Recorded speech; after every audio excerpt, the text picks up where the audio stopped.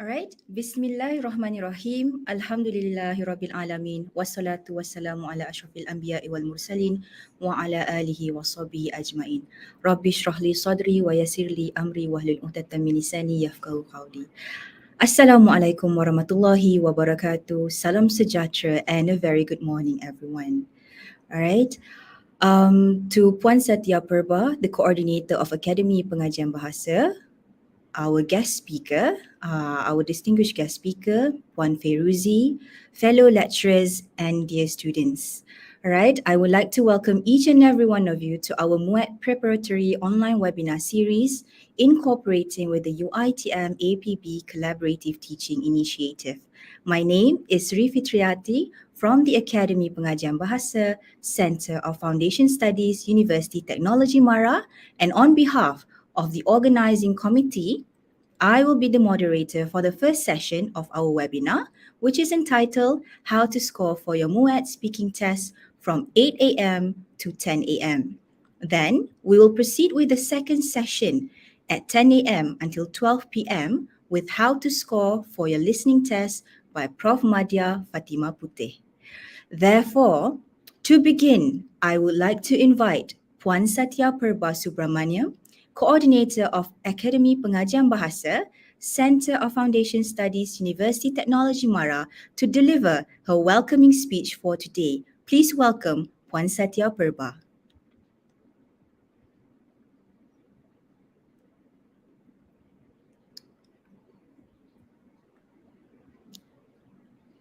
Thank you, Sri. Happy Saturday and a very good morning, everyone. And thank you, first of all, to the organizing committee for organizing this very good sharing session for our dear students at Pusat Asasi UiTM campus Bengkel. And to our distinguished speaker, Puan Feruzi Suhana, thank you so much for accepting our invitation to share some tips, a lot of information with our students, which we are very, very sure they are going to come handy and they are going to be very beneficial to our students. So dear students, you have also joined this session for a very good reason. So keep yourselves focused, ask relevant questions, and let's start this session.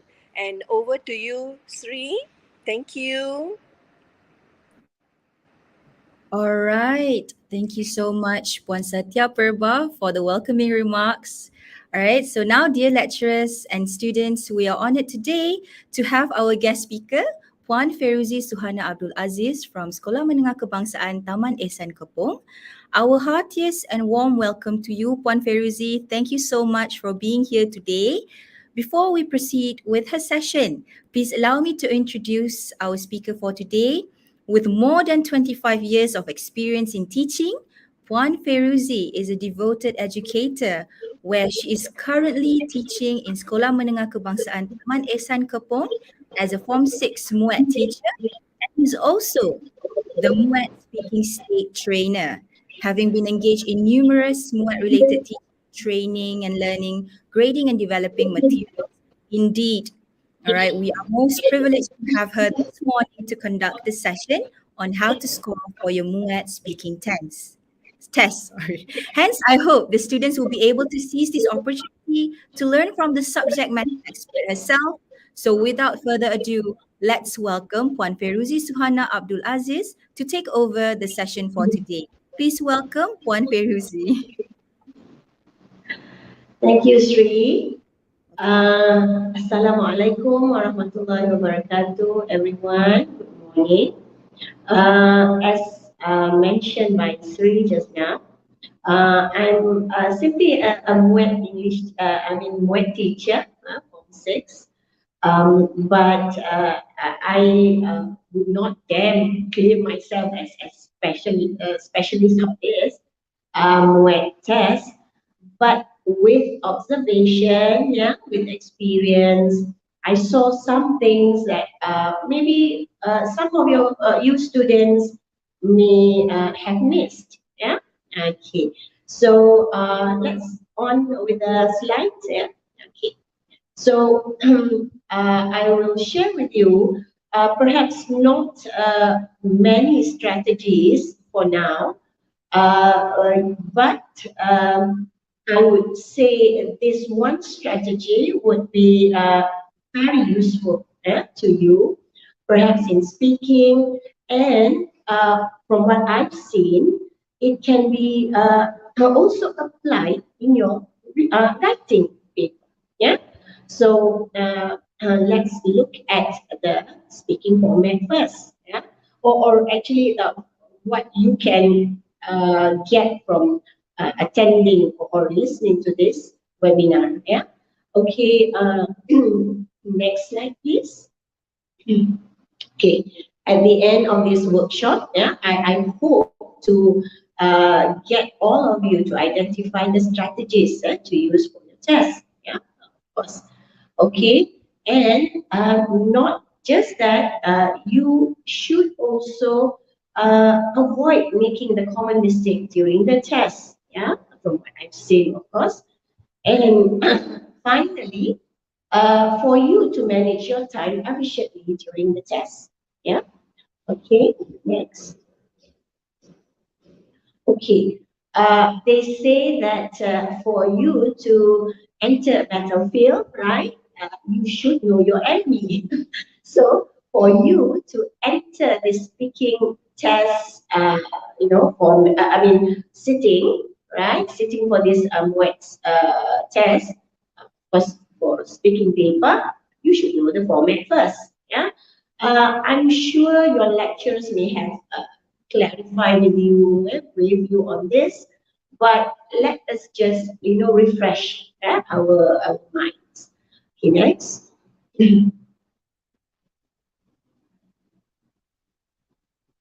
Next slide, please. Okay, so as you all know, there will be two tasks. Yeah, two tasks for you to attempt. The first task is the individual presentation, yeah, where each and every one of you will speak, yeah, on your own individual task. And the second one would be the group discussion. Yeah. Okay, let's look at what is the individual presentation comprised of. Okay. So you will be given preparation time, 2 minutes. Yeah. Okay, this is what will happen. You will come into the examination room, right? You'll be given the question, and after that, you will be given preparation time. Yeah. So you write or you draw your mind maps or whatever it is that you do. But one thing that I suggest you do not do is write the whole text. It's not writing the text. Yeah? Please, you just write keywords in note forms. And I sometimes see candidates draw mind maps, which is very, very useful. Yeah? Of course, after the preparation time, it's your presentation. Yeah. So each and every one of you have 2 minutes to present. Yeah. So going on to the second task, which is the group discussion. Now, group discussion, and this is an interesting thing if you haven't noticed yet. Yeah. It is actually thematically linked to the individual task. What does it mean? It means, okay, whatever is asked in individual presentation just now, the first task, yeah, the first part, will have some connection with the second task, and the group discussion. Later, I'll show you a sample, right, where you see that's the thematic progression. Yeah. Okay, so what is it in form of? So you will see notes from a mind map. Yeah, there will be 5 points given in the mind map, but don't be shy to share your own notes. Yeah? Or you can use your own idea. In other words, yeah. So for this one, for this group discussion, or part 2, we call it. your preparation time is 3 minutes. Yeah, and your discussion time, depending on how many group members you have, where we have four in maximum, right?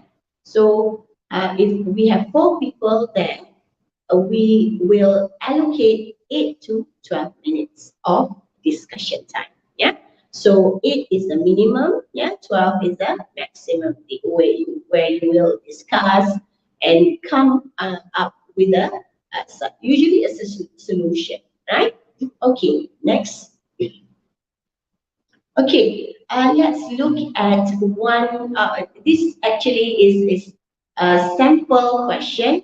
You can take this from MPM website. Yeah? So this is not a leak question or anything. So this is a sample question. So the situation given, yeah, it is important to be healthy. Suggest some ways to keep healthy, right? So this is individual presentation. So each and every one of you are given special or individual tasks. You can see from this, right? So candidate A will be talking about, the food, right? I'm just summarizing there, right? Candidate B will talk about the exercise, right? Candidate C will talk about, seeing doctors, right? And candidate D talking about rest, right? Okay, next. Okay, group discussion. This is what I meant just now when I said there's a mind map with 5 given points, right? Now, looking at the idea or the explanation that I say it's thematically linked, remember? So remember part 1, we talked about how to keep healthy, right? So on with the group discussion, you see we are talking about health again, but now it's bigger. The concept is bigger, whereby we are looking at how we can best improve healthcare, right? This is what I always tell my students, right? Part 1 is usually what you can do as individual. Yeah. Part 2, group discussion, is where a nation or a society or a community can do to, maybe this one we have about healthcare. So what the community or what the relevant authorities. So now it's bigger scope, bigger picture now, right? Part 1 is you as individual. Part 2 will be talking about what the community, as I said, it's bigger aspect now, bigger scope now, right? And again, you have 5 points here, but again, as I mentioned just now, you can come up with your own ideas to be put there, yeah, in your discussion.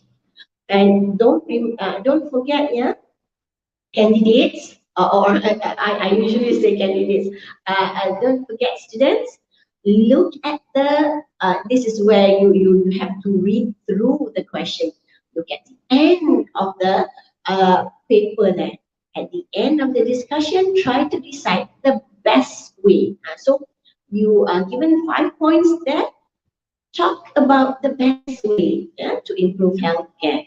That's the aim of the group discussion.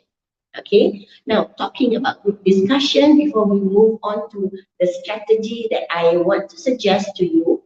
Now, please remember, candidates, this is again, I would always emphasize this to my students. It's a group discussion, not a mini presentation. Yeah. So we do not want to hear you speak for the whole 3 minutes and then keep quiet, not interacting, right? Uh, it's a group discussion. So how do you discuss with your friends? Usually we agree, we disagree, we argue, of course, right? We take other people's point of view, right? So this is what we want to see.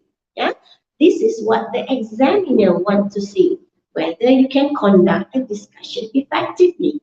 Yeah, perhaps you are as you will be functioning as initiator.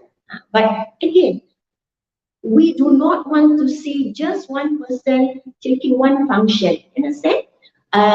You need to be having multi roles. Yeah, you can be the instigator, the person who started. Yeah, you can also be the person contributing, accepting people's idea. So please do not have a fixed function. Yeah, you are the again. I will emphasize this to my students. Please do not be a host for a talk. Yeah, I have experience where a student acting like a host. They only ask questions. Yeah, for example, they ask, okay, candidate A, what do you think? Oh, nice idea. Candidate B, what do you think? Yeah? That is not a good discussion for your part. Yeah, perhaps the person in, contributing the ideas may be giving a lot of good ideas, but you didn't contribute anything. You just ask question. Yeah? So don't be a host of a talk. Yeah. Okay. So that's about the group discussion part 2. Next, please. Okay, this is where this is where I gather from all my observation of teaching, of assessing, right? So, what are the candidates' common frequent mistakes? Basically, there's a lot. Of course, we talk about grammar and everything, but this is the 3 main mistake that I would say contribute to the downfall of a performance. Yeah. Okay. Number 1, you are not using the full 2 minutes. Remember individual presentation. Now I know some students, they have very fast pace speaking. I mean the way they talk, like debater. I know most of you, perhaps have participated in the school debate and everything, right? So you speak so fast, I know, and you only use maybe 1 minute and 15 seconds. Yeah, I know you have a lot of things, that have been said in that 1 minute and 15 seconds, but again, it's not the speed that we care of. Yeah, how you distribute or manage your time. So that's one mistake. Number 1 mistake, not using the full 2 minutes. Now, when you are sitting for the exam, if you hear the assessor asking you, or telling you, informing you, you have actually 30 more seconds. Yeah? Would you like to continue? So that means you are not using the full 2 minutes. Yeah. Okay. So I'm giving you the trick, the tips there. Okay. Next, getting sidetracked by familiar words. No, going back. Sorry, it's not the next slide actually. Okay. Okay, the next mistake, yeah. You get sidetracked by familiar words. Okay, let's take the sample just now, talking about how to keep healthy. Now you let's say you got that idea when you have to talk about exercise, the importance of exercise. Now when student, okay, let's say you are a sports science student, as I know, and you say, oh, this is my field, so you talk about exercising, you talk about, oh, you have a few types of exercise, cardio exercise, this exercise, that exercise, right? But again, this is where you get sidetracked by familiar words. Sports sciences student may be sidetracked by the word exercise, right? Let's look at other point or task just now. Let's talk about seeing the doctor regularly, maybe, right? So let's say you are a medical student, right? So you say, oh, seeing the doctor. So you get sidetracked by saying, okay, doctors, are qualified person who do this, diagnose that, this and that. But you are sidetracked with the word doctor because of your field, right? And you don't go into the task where it says seeing the doctor can keep you healthy, right? So please be aware of the task and also the given point and the given issue to you. Okay, number three mistake, you are not talking or thinking at a macro level, right? And, okay, this may not be a formal word, global thinker. What I mean by global is global plus local. Yeah. What does it mean by this word or this issue or this mistake here? Uh, this usually happens to my students. Yeah, they only think of themselves as a student, right? Oh, when I exercise, I can do my homework, something like that. Because I'm fitter, this and that. They do not think outside their student box. I would say that. I would use that term. So remember, you are not only a student, when you are sitting for this speaking test. Yeah. Okay. So to rectify this problem, what do you do? Okay. Next slide, please. Okay. And remember the first mistake, not using the full 2 minutes. So what I would suggest, if you have fast speed of speaking, right? Uh, use up to 1 minute and 50 seconds. The last 10 seconds, leave it for your wrapping up or for your conclusion. Yeah, usually it would not be a long conclusion. Yeah, you simply will say, okay, so for these reasons that I've mentioned, the importance of what food to take and when you take it uh, can actually keep you healthy. See, that's about 10 seconds of conclusion, right? Okay, now second mistake just now, right? You got sidetracked by familiar words. Now, please read and highlight the key phrases. Not only on your rubric of instruction, meaning your own ideas, your own given points, also in the situation given, right? So situation given just now, ways to keep you healthy. So what you got for your point or for your this presentation part one, you maybe got seeing the doctor regularly. Seeing the doctor regularly equals to keeping you healthy. So that's the task actually, right? Okay, and the last mistake that you did, right? Thinking only as what you call it, as a student, right? So I usually ask my student, you are not just a student at a college or a school. Now you have to think yourself as a part of society.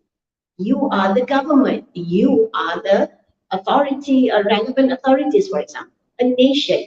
So when you are thinking, or when you got yourself thinking like that, then you'll be able to have global ideas, right? Global and local ideas.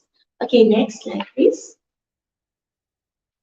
Okay, now, this is one strategy actually that I have, gathered from, again, from my experience and observation, and also from, if I'm not mistaken, it's Cambridge, Cambridge idea.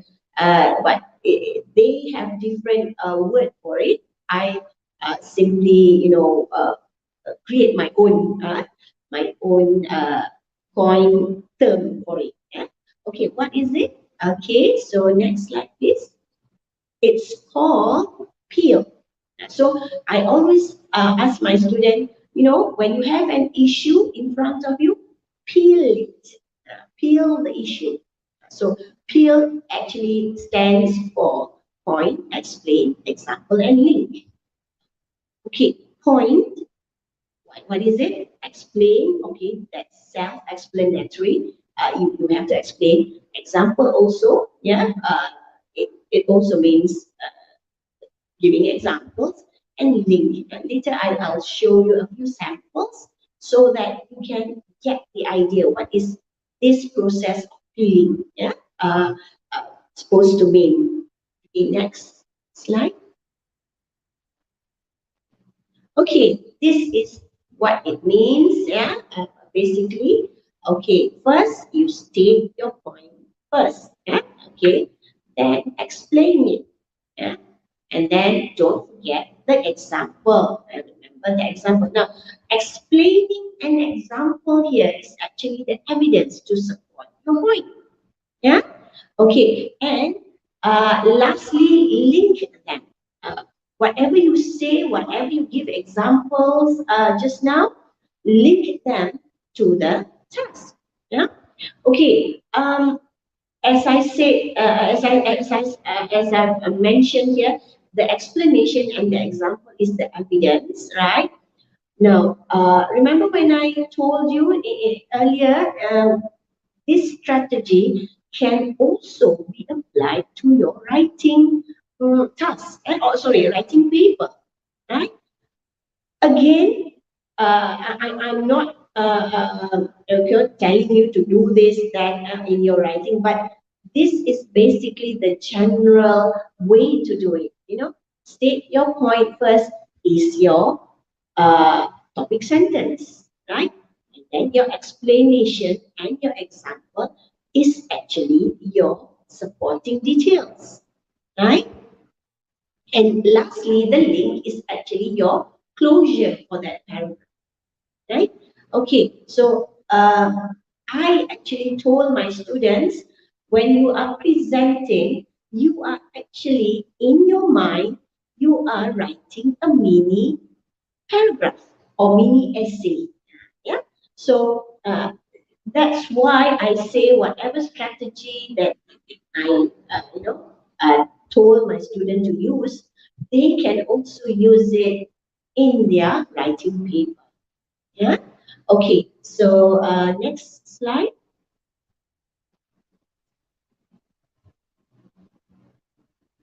Okay. Giving a strategy without properly explaining or how to use it would not, it defeats the purpose, right? So here I have one question taken from previous papers, if I'm not mistaken, okay, about tourism.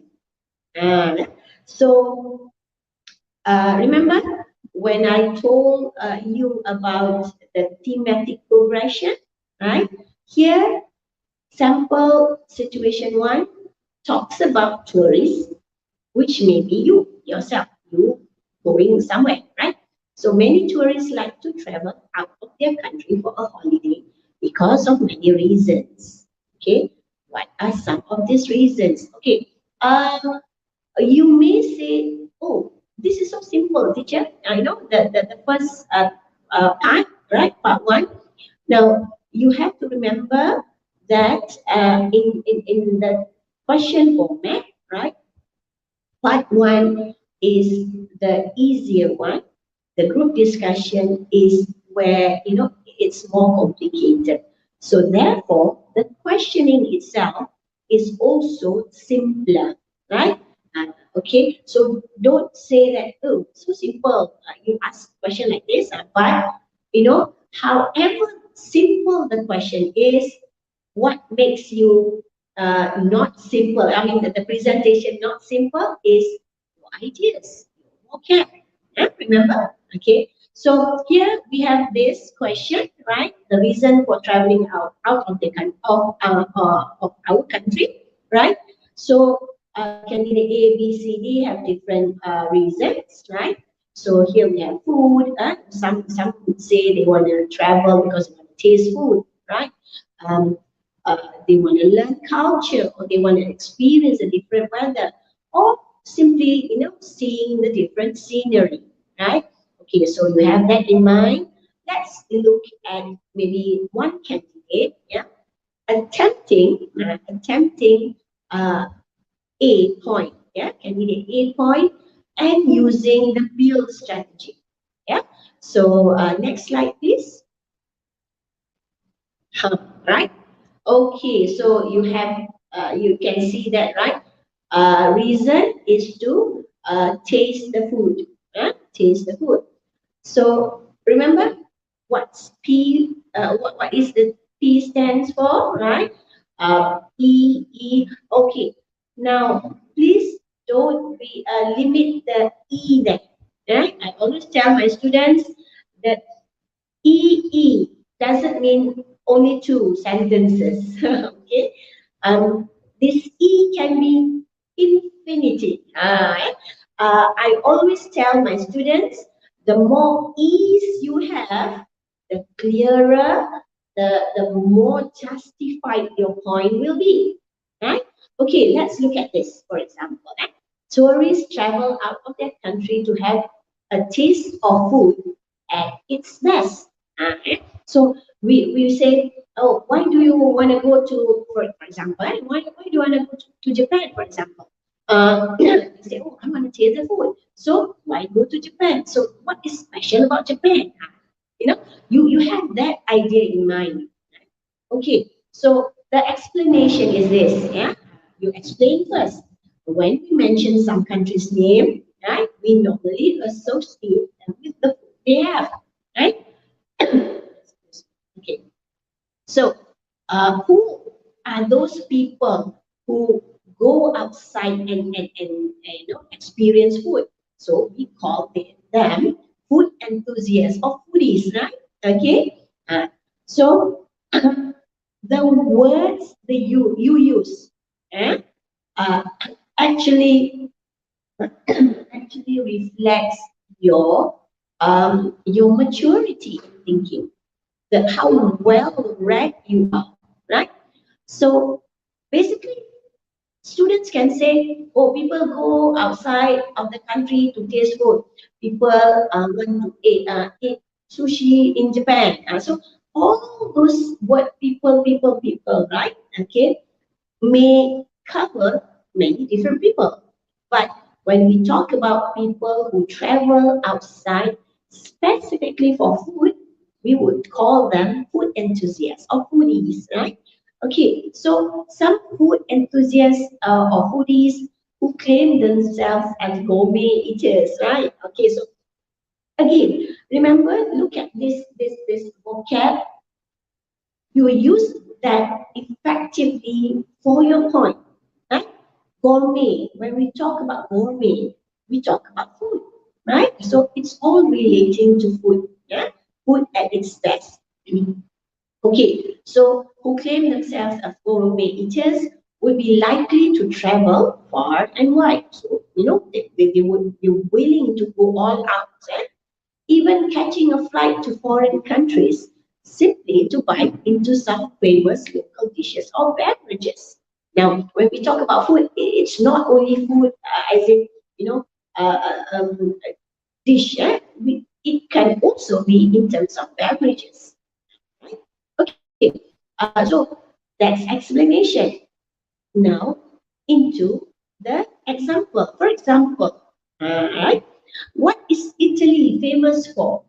Japan or even South Korea, right? So again, the countries that you use will also reflect the ideas that you are going to present, right? So Italy would are famous for the pizza, right? The pasta, right? Okay, so we say these countries are easily connected to famous foods known worldwide, like pasta, pizza, sushi. So sushi refers to Japan, and kimchi. Kimchi refers to South Korea, right? So again, average student, average candidate would simply give ideas, maybe what is in again, be careful. Yes, I got to think of this. Um, the task given is traveling out of their country, right? So maybe when you look at food, country, so you may decide track and say something like, oh, Terengganu is famous for their nasi kerabu. Penang is famous for their, Penang laksa and everything, yeah? So you may not be wrong completely, but you are out of topic, right? Because the question asks you or mentioned to you out of traveling out of their own country. So Terengganu is not out of their own country. But you can say that Americans coming to Malaysia, to Terengganu, to Penang, going to Penang, then, yeah. So basically, you have to actually look at the question. Again, this is where I mentioned, you cannot think of yourself as the Malaysian only, right? Unless the question specifically say Malaysians like to travel, right? Okay, so if you're going back to the question just now, yeah, the question simply mentioned many tourists. Right? So it's not Malaysians like to travel out of their country. So if that is the question, then you are limited to being a Malaysian. But here it's only mentioning many tourists. So tourists from out of the country, maybe, yeah, as I said, American tourists can come to Malaysia and specifically going to Terengganu for their kerabu, nasi dagang, all those things. Yeah. So be careful where you put your ideas in. Right? Okay, next slide, please. Yeah. As I mentioned, the E just now, right? The more you have the E, the clearer, the more justified your point would be, right? Okay, so let's have another example. Remember the question, the point just now when you say food at its best. Yeah? Just now you mentioned about the dishes. Now I'm talking about France. So what? Let's take the explanation would be, let's take a look at France for another example. A city of love and romance, they say, right? But don't forget that France is also known worldwide for its wine. Right? So this is again me being a Muslim. Yeah, is it illegal for me to mention wine? No, right? I'm just mentioning it. Right? So don't limit yourself as being a Muslim and not mentioning what other non-Muslim do when they travel. Okay, and this is what my point is.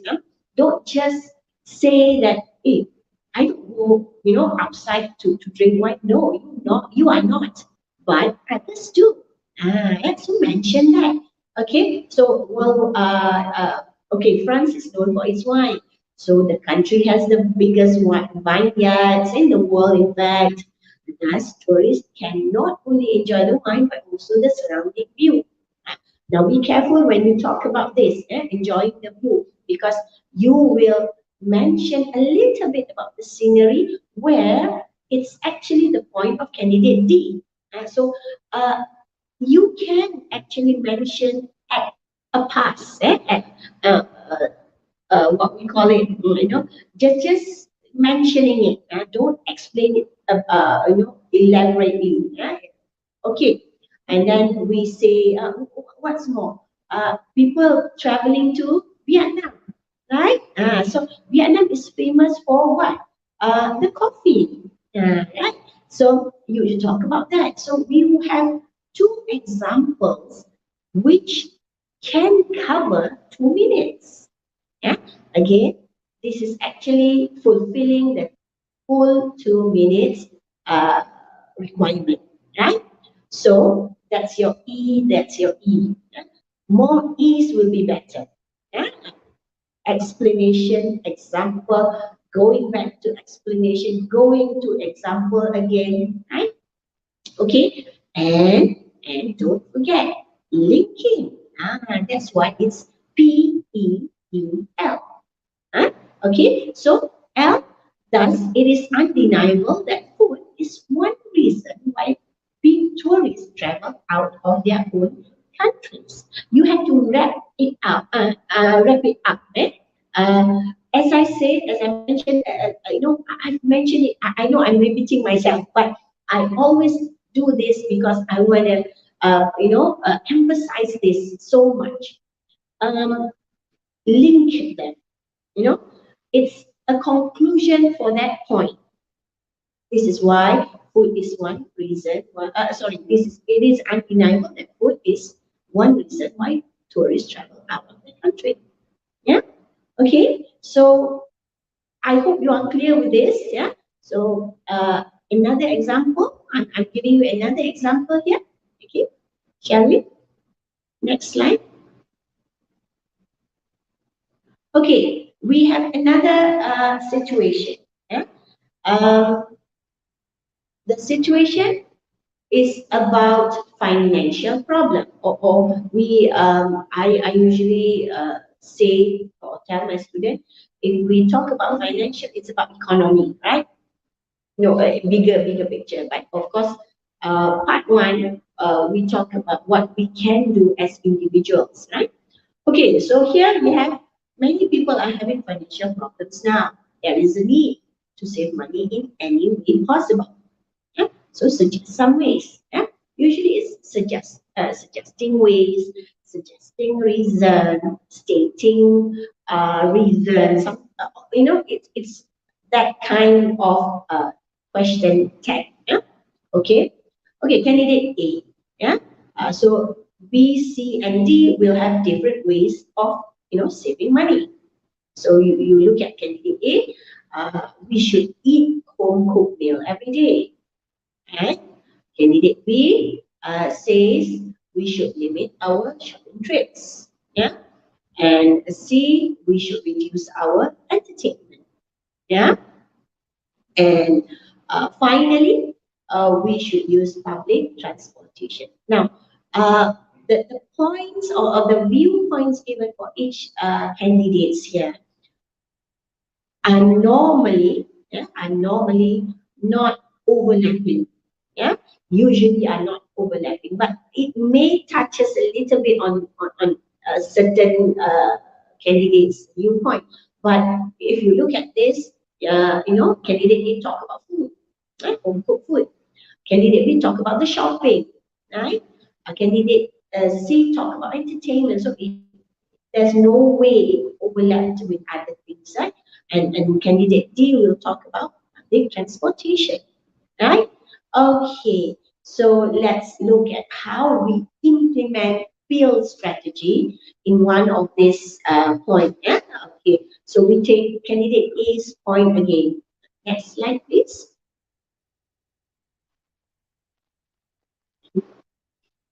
Next slide. Okay. So yeah, we are going to elaborate on eating home cooked meals every day. Right? So what's your point first? Yeah, what's your point? So you say eating home cooked meals every day is much cheaper, right? That is how you save money. So remember, it goes back to the situation just now, right? So there is a need to save money. So why do we eat home cooked meal? It's much cheaper, right, than eating out. And then I would, this is what I would do. I would ask my student, why are you saying that? Okay? Why are you saying it's much cheaper? So you explain. See, it goes to the first E, right? So this is because meals cooked at home do not cost much. But you cannot simply say or stop there. Do not cost much. When you are saying it does not cost much, yeah. What are you comparing it with? Yeah.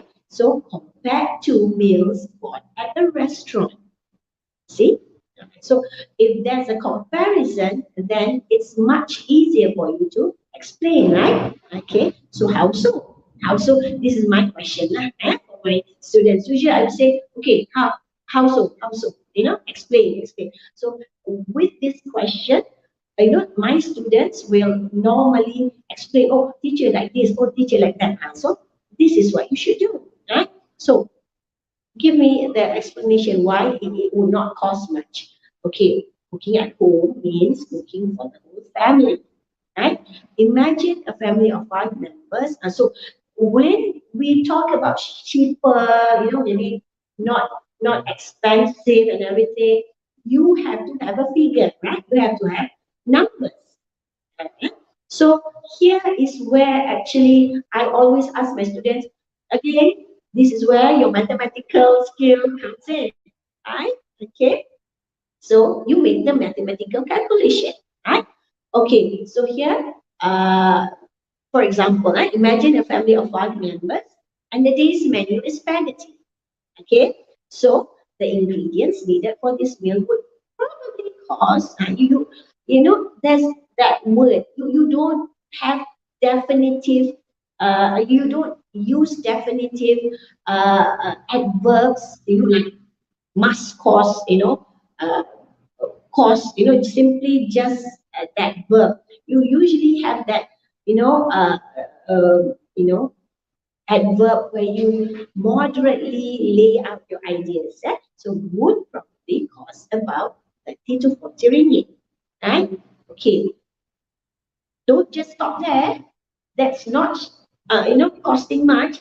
Student would only say that, I would say, so the people getting it is so expensive also, what? All right. So they would say, oh, okay. That would bring them to that comparison. Yeah. So compare this cost to buying the same meal for the whole family at a restaurant, right? So times 5. Remember, we have given that situation already, right? Okay, so a serving of spaghetti costs about 15 ringgit, or and multiply this with 5%. Right? The total cost is 75 ringgit.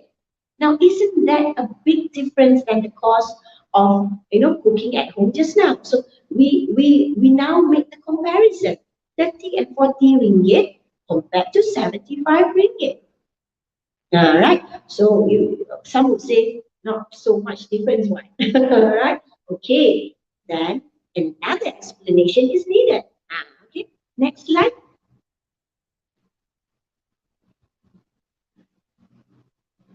Okay, right. We are very adamant. We are really. I'm really saying that eating outside is more expensive. So I have to give this idea. And don't forget, we are not simply paying for the cost of that meal, right?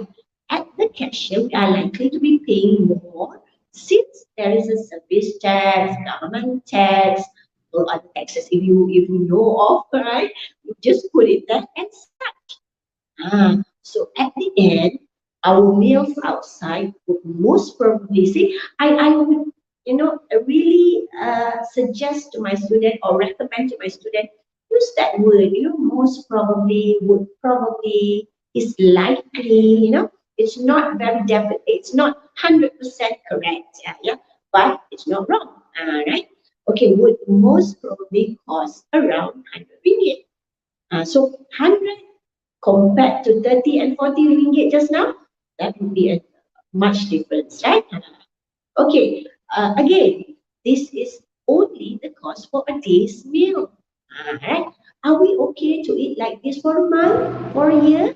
See, you want to make that calculation so that people will, or not people, you have to convince your examiner, saying that, okay, this is what I do. I calculate this already and I compare it with eating outside. So looking at this calculation, therefore, eating home cooked meals every day will definitely save a lot of our money. See, bring the question question, bring the whole thing to the question just now. Way of saving money, right? Okay, so you got your point. Home cooked meals, right? So home cooked meals will save money. How so? Do that. Yeah, do the calculation. Right? Okay. So are you clear? Yeah? I hope you are clear with this explanation of using peel strategy. Yeah. Okay.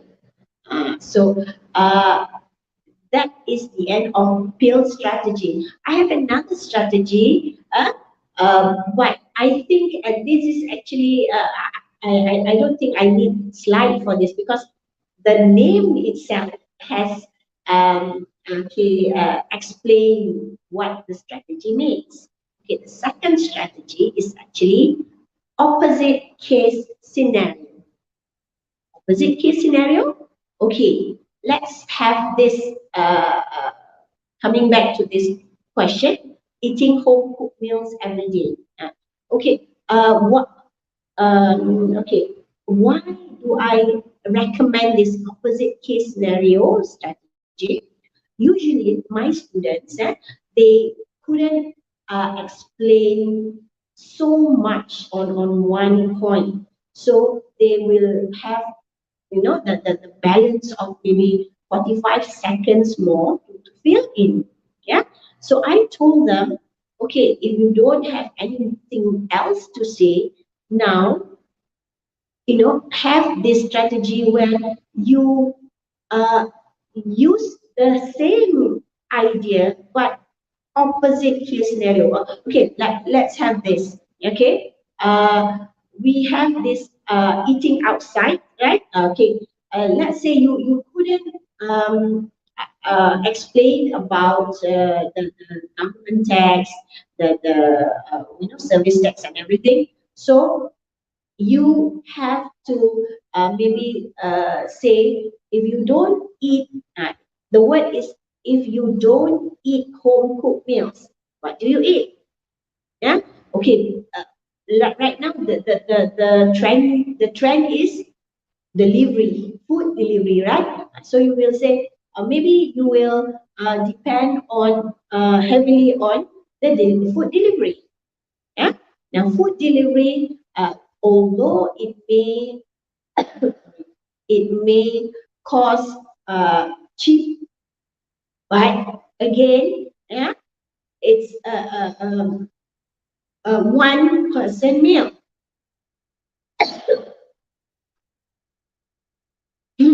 One person's meal.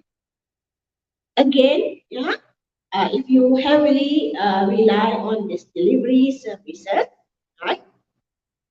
Time, again, times it with, yeah, multiply it with how many members do you have at home, right? So not eating home cooked meals means opposite case scenario. Okay, let's go back to the idea of tourism. That doesn't work. Let's have the idea of keeping healthy. Yes, keeping healthy just now, right? Okay. Now keeping healthy, you say if you eat this kind of food, you will be healthy. Okay. Usually when you eat what? Vegetables, fruits. Yeah. Usually students will say that we should eat a lot of vegetables, a lot of fruits to keep us healthy because they contain vitamins, they contain fibers and everything. Okay, so you have to say everything you need to say about fruits and vegetables, and you are still left with maybe 50 seconds. How do I, fill this, 50 seconds or so? So you have opposite case scenario where you mention, if you don't eat, if you don't eat vegetables and fruits, right, you will be, you will be maybe constipated, right? Usually, okay. Your body will not have enough vitamin C, perhaps. See, it's the same idea, but telling in opposite. Yeah, when it happens opposite. You know, that's why I call it opposite case scenario. Many of my weaker students find this very useful because I told them, you know, it's the same idea, but you say, you know, negatively, you know, do not, if you do not practice this, this will happen. Usually we will say, practice this, do this, you know, we will get this. Now, again, you know, in other words, you know, if you don't do this, if you don't practice this, if you don't take this, this will happen. You understand? So this will give you more to say in that 2 minutes. You know, especially for those who went blank. Yeah? You can actually practice this. Yeah? Two ideas: healing strategy, and another one, the opposite case scenario. Yeah? To actually you know, making full use of the 2 minutes. Yeah. Okay. I think that's the end of my sharing session. Yeah. If perhaps you have anything to ask, maybe I will try my best to answer you as clearly as possible. All right. Thank you so much, Puan Feruzi. Such valuable guidelines. It was indeed an interesting session, yeah, Puan Feruzi, not only for the students, but for us lecturers as well. All right, who would have thought there's peel strategy, okay, opposite case scenario, right? So I hope the students are able, all right, to grasp the tips and strategies given by Puan Feruzi and able to implement it later for their MUET speaking test. Thank you so much, Puan Feruzi. All right, now, okay, I think there are a few questions, yeah, on our YouTube channel. We can see that our students are also eager to ask questions to Puan Firuzi. Okay, so let's start with the first one. Okay, so if we have maximum members, do we have to elaborate all 5 points? Oh, okay. You are talking about the part two, right? Group discussion. So, Azim, if you have 4 members, a maximum, uh, look at the question. Yeah, right? As I mentioned, what the question telling you to do, finding maybe the best reason, the best way. First, the objective is answer that first. Later, you have about 8 to 12 minutes, right? This is what usually students do when they have come up with a nice conclusion and they have still time to spare. Uh, they will actually talk about all points. They will touch on all points. They will say, okay, why don't we look at, for example, the question about healthcare just now? Let's say the group has decided on more doctors as the best way to improve the healthcare. Now, when you have decided that and you have like, oh, I have like 4 more minutes to spare. What do we do? Okay. So what do you do is you say, let's talk about other points, shall we? Why don't we pick this for our conclusion? Why don't you pick that for your conclusion? So you say, okay, training, okay, saying like maybe building more hospital is a good way, but to me, we have enough. Talk about that, and then maybe you haven't covered other points. So you say, how about this point? On the other hand, yeah, okay, you discuss that. So that way you although you use up all 5 points, but you have actually decided on one point as your aim as a group discussion for the group discussion. So I hope that answers that question. Okay, so for the next one, yeah, from Aina Shamimi, is it better to have many point but less example or 1 point many explanation and examples? Okay. Okay. It's either way, right? 1 point, sorry, yeah, 1 point, many examples, or many example and many points, right? Okay. I'm not saying this is better than this. Usually, sorry, not usually. Normally, it depends on the question. Yeah, some question will ask you, no, will not ask you, but you know it requires a lot of examples. Eh? I have to give more examples to explain this matter. Some question may not directly say that you need a lot of examples. So it works both ways. Yeah, I cannot simply say, oh, you should have this. This is better. No, it can work both ways, but it depends on the question. It also depends on the way you explain it. All right, thank you, Confirozi. Okay. Yeah, I think it depends on the student itself, which one Yes. they find more suitable to use lah, either to have many point with less example or one Mhm. point, but with a lot more of explanation and Yeah. example. All Yeah. right, so next question from Shahira Balkis. Can we Mhm. mention other people points in individual, Ah. right? Like we say as Individual task. mm, Yes. Okay, I got this a lot also, where sometimes in part 1, students say, like mentioned in by candidate A, actually for individual tasks, you may not you should not you should not mention other people's ideas.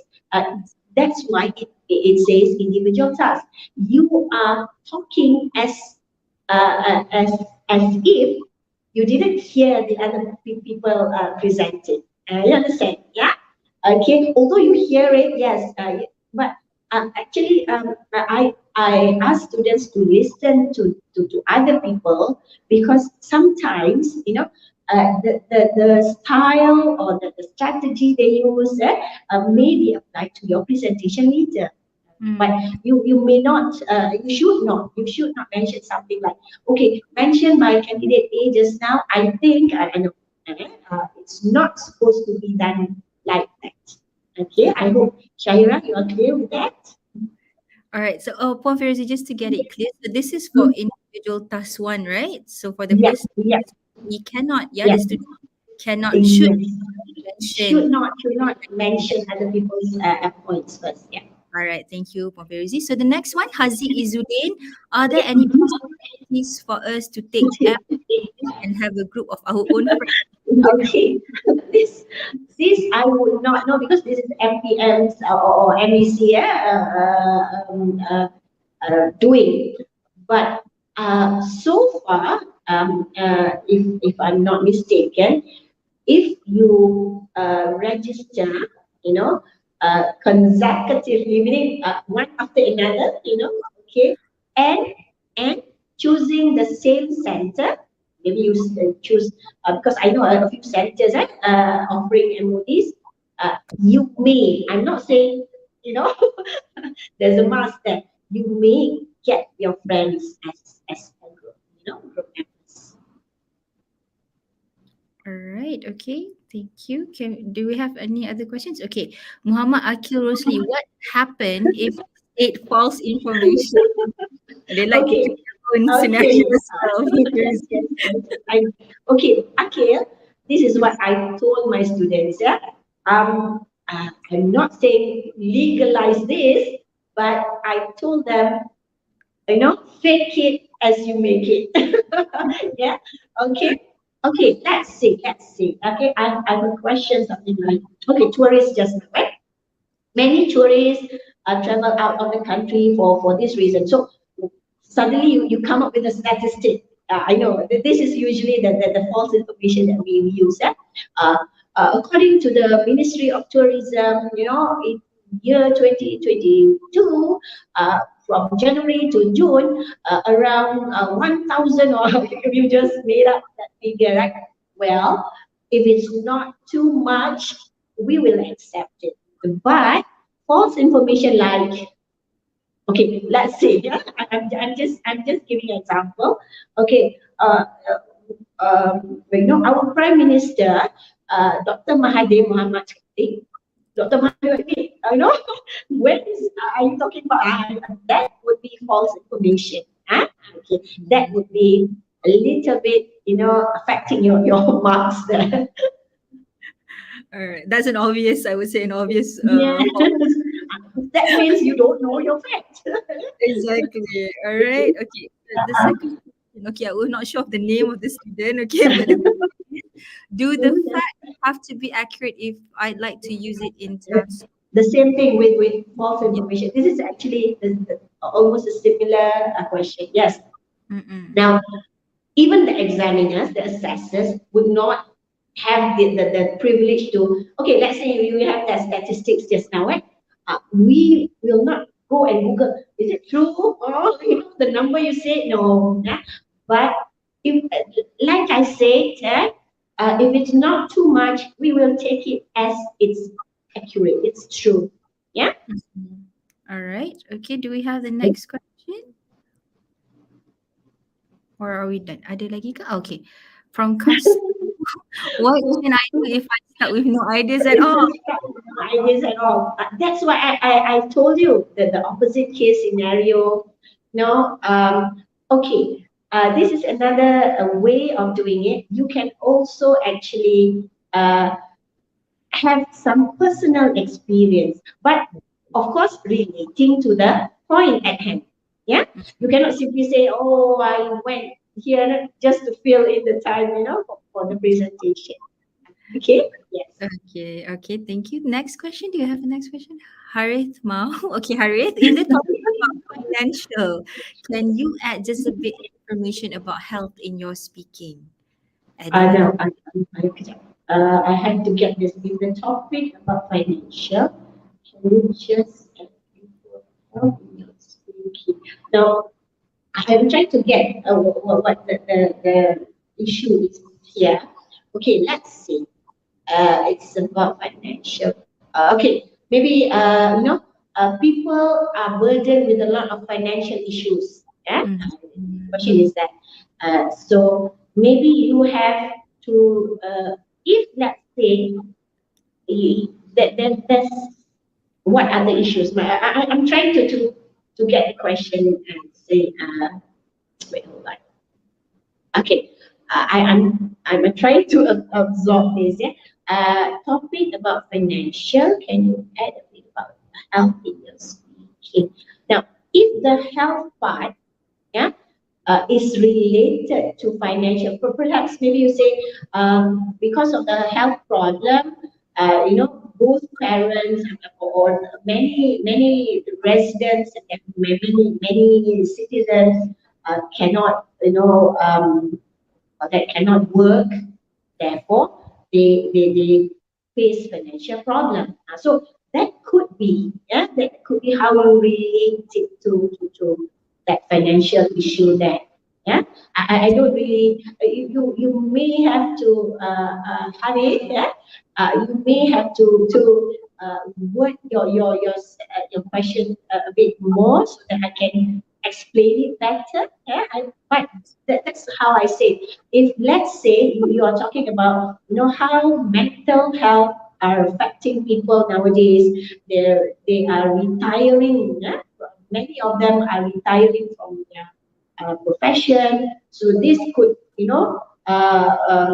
contribute to financial issue of the family, for example. So that I think that's how you wanna relate that or add that to financial issue. Yeah. All right. Okay. Okay, so the next one by Mirza. Okay, must we use cohesive devices to switch from points to examples? And I didn't mention this. Yeah, I know. But actually, yeah, cohesive devices, if you know, this is actually grammar. And grammar and relating to how smooth your points are laid out, right? Okay, let's say, okay, I'm just saying, yeah. without cohesive devices. Maybe you can say something like this. Okay, Malaysians like to travel out of the country because they want to taste food. They do this and they but and itself is also cohesive devices. So what we really need to see in the candidates is not only cohesive devices but the variety of cohesive devices. We do not want to see simply and. Sometimes the students say and or beside that. Oh, how many besides that you have? I usually ask, hey, that's why you need to practice to have different styles of using cohesive. If you Google cohesive device, there's a lot of you know a meaning, right, or ways to use cohesive devices. Now, cohesive devices is not just those little words, in addition, furthermore. Sometimes when you mention the idea of of, as I mentioned previously, that's a cohesive device, actually, yeah. So switching from one point to another and bringing people's attention to, oh, what have been mentioned just now. Abdullah. Okay. All right, thank you, Povirizing. We have the next question. Okay, by Melo. Can we elaborate on our personal experience? Yes. Again, I told this previously, yeah, from who's the person saying, if they don't have any idea what to say, you can use personal experience provided that experience is related to what you are talking about. Yeah. For example, if you want to talk about exercising, for example, I'm going back and forth to what I've mentioned just now. Okay, the importance of exercise. So you say, I remember, last time I was actually bigger, I was overweight, and somebody mentioned to me the importance of exercising, like this, can do this and that, and this is what I experienced personally. Yeah, I lost my weight, I got fitter. I think I can, walk faster now. So I think it affects my health. So this is the way of keeping healthy. See, your personal experience is related to what is discussed. All right. Yeah. Okay. All right. Thank you. Can we have a look? Do the statistics have to be accurate if I'd like to use it? I Again, think yeah. that's the same thing. Yes. If it's not too exaggerated, so we will take it as true. Okay? Don't worry. we don't check it. All right.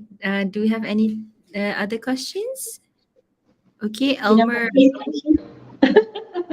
in the middle of Okay. you know. You can actually, but so it will throw the examiner off, saying like, when you read the session, how many, minutes do we have? Examiner, examiner, okay. So, normally, this is the normal practice. Yeah? Normally, there's either a wall clock or a desk watch for you to keep track of the time. Yeah. But if you need to ask, maybe you can ask. Don't worry, it's okay. All right. Okay, do we have next question? Norris, do we allow to set a timer when we or the examiner will tell us? Actually, the examiner will tell you. Yeah? Now, this is not a normal practice, but I've seen where assessor or examiner gave the speaker the what do you call it? the, the, Time the, the, the, time, the stopwatch. The watch, stopwatch. time watch. Stopwatch. Stopwatch.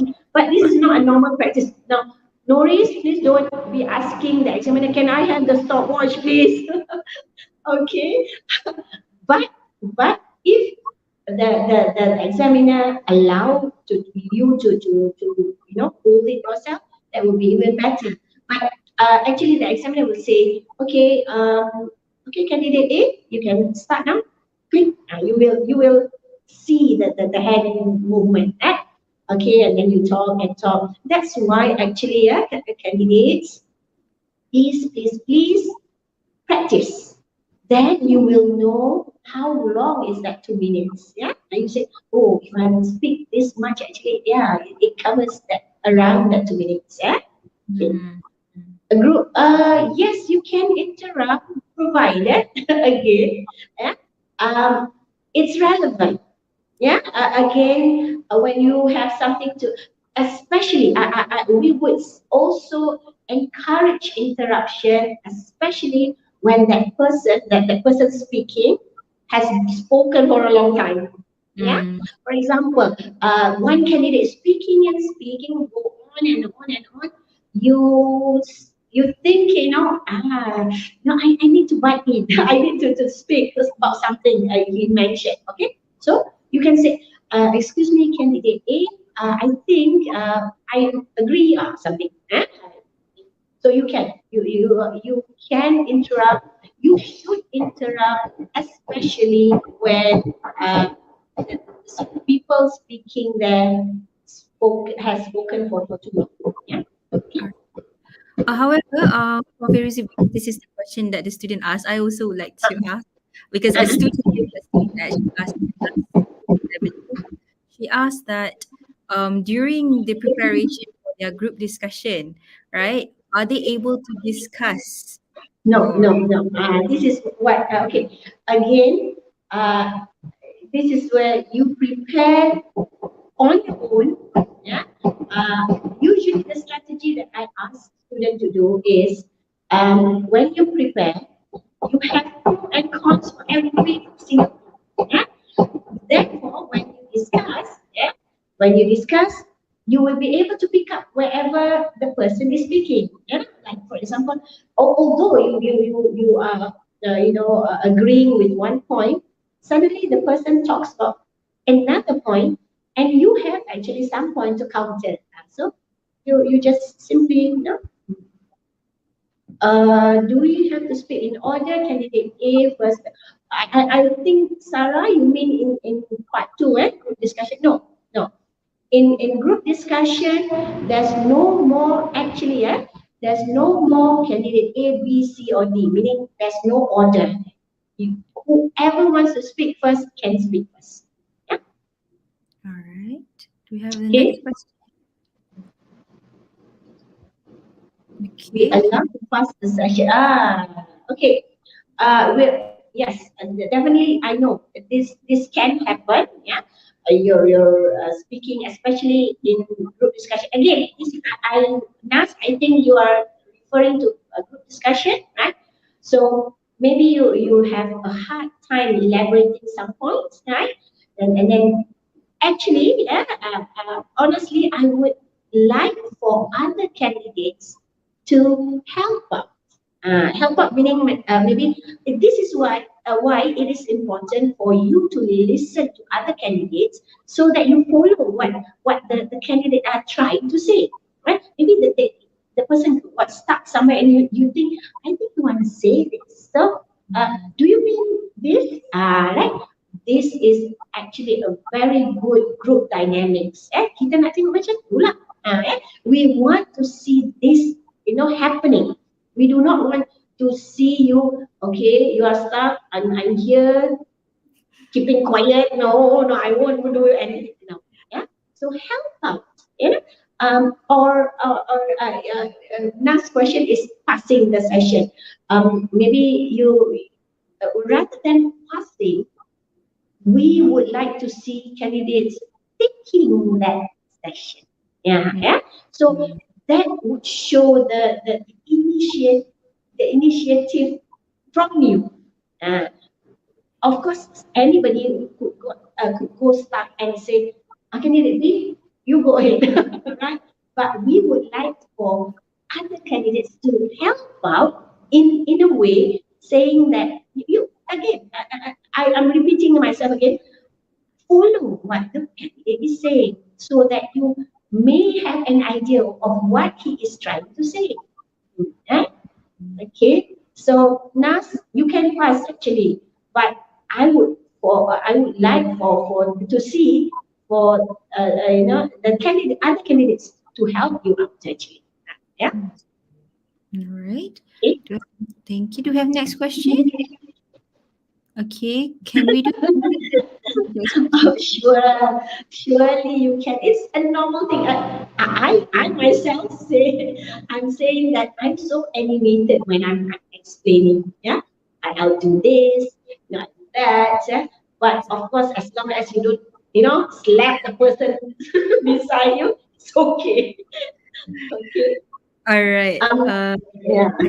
That's going to be the last question from the students. All right. I think that's. Oh no, there's one more. Okay. In group discussion, can we elaborate the points and then state our? Yeah, definitely you can. You can. What it means by elaborating others' point is pick up from that point whatever the person is saying. You can add on. Yeah, you can give more examples, and then you can also say yes, I agree with you there about, for example, building the hospitals. Yes, building hospitals do help in minimizing the number of patients in places, especially in rural places, this and that. And then I saw you saying state your own point. But then again, you go to your points using that cohesive event. But then again, I think it will cost a lot more. A lot more than training the nurses out. Yeah, I'm not saying this is the right way, but that's how you do it. Yeah. Yes.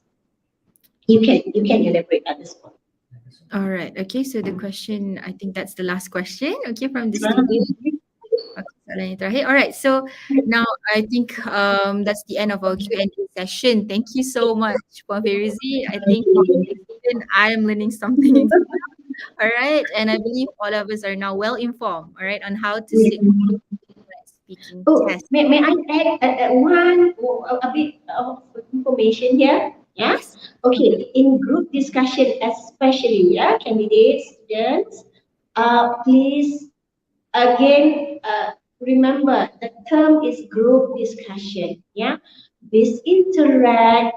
Please accept other people's point, respond to other people's point, not simply keeping to your point and not look again. Eye contact. That's why somebody asked me just now about facial expression.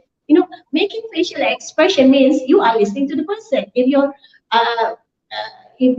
making relevant facial expression, for example, yeah, you're nodding, yeah, you're looking at the person, you're nodding, saying you're following the person's presentation or ideas, what he's saying, or perhaps you're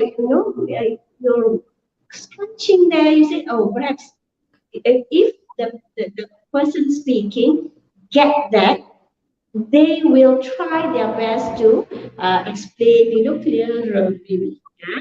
So facial expression, eye contact, yeah, interactivity. That's what we want to see, yeah, in the group discussion. So I think that the end of that part where group discussion is concerned.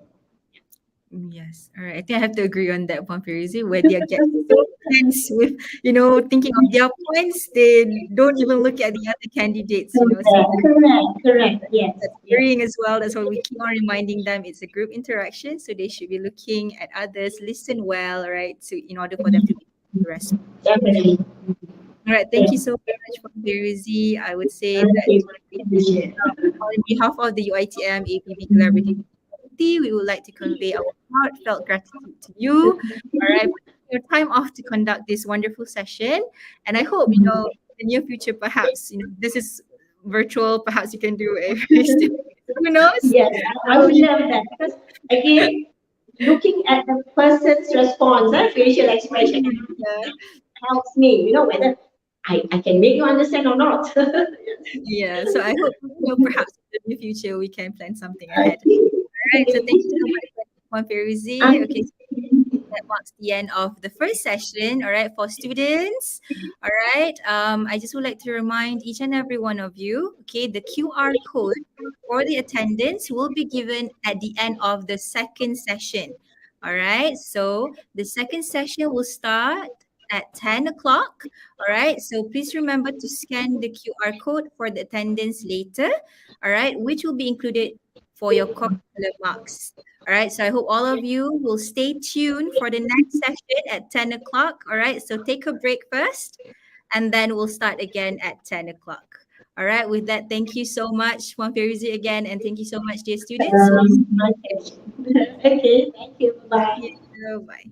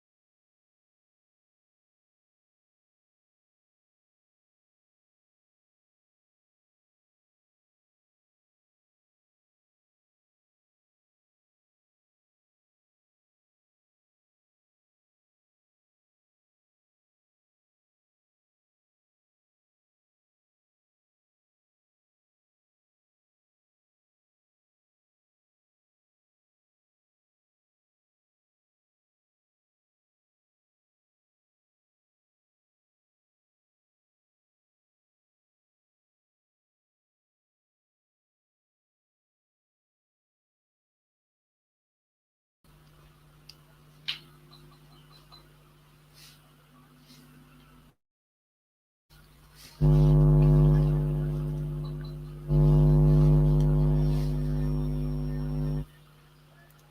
hear anything.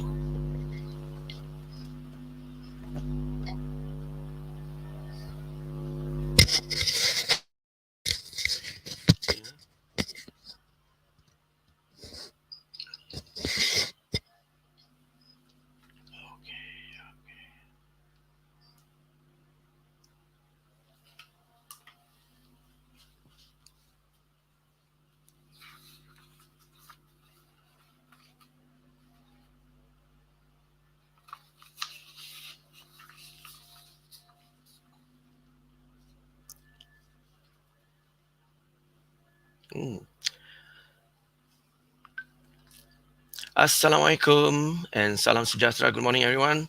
Welcome back after the break.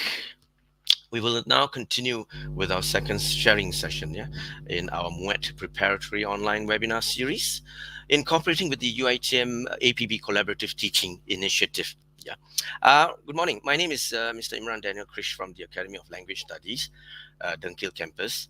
And on behalf of the organizing committee, I will be the moderator for the second session, which is entitled How to Score for Your MUET Listening Tests. Earlier on, we had the MUET speaking test by Madam Ferozi Suhana. Thank you so much to her for the PEAL strategy.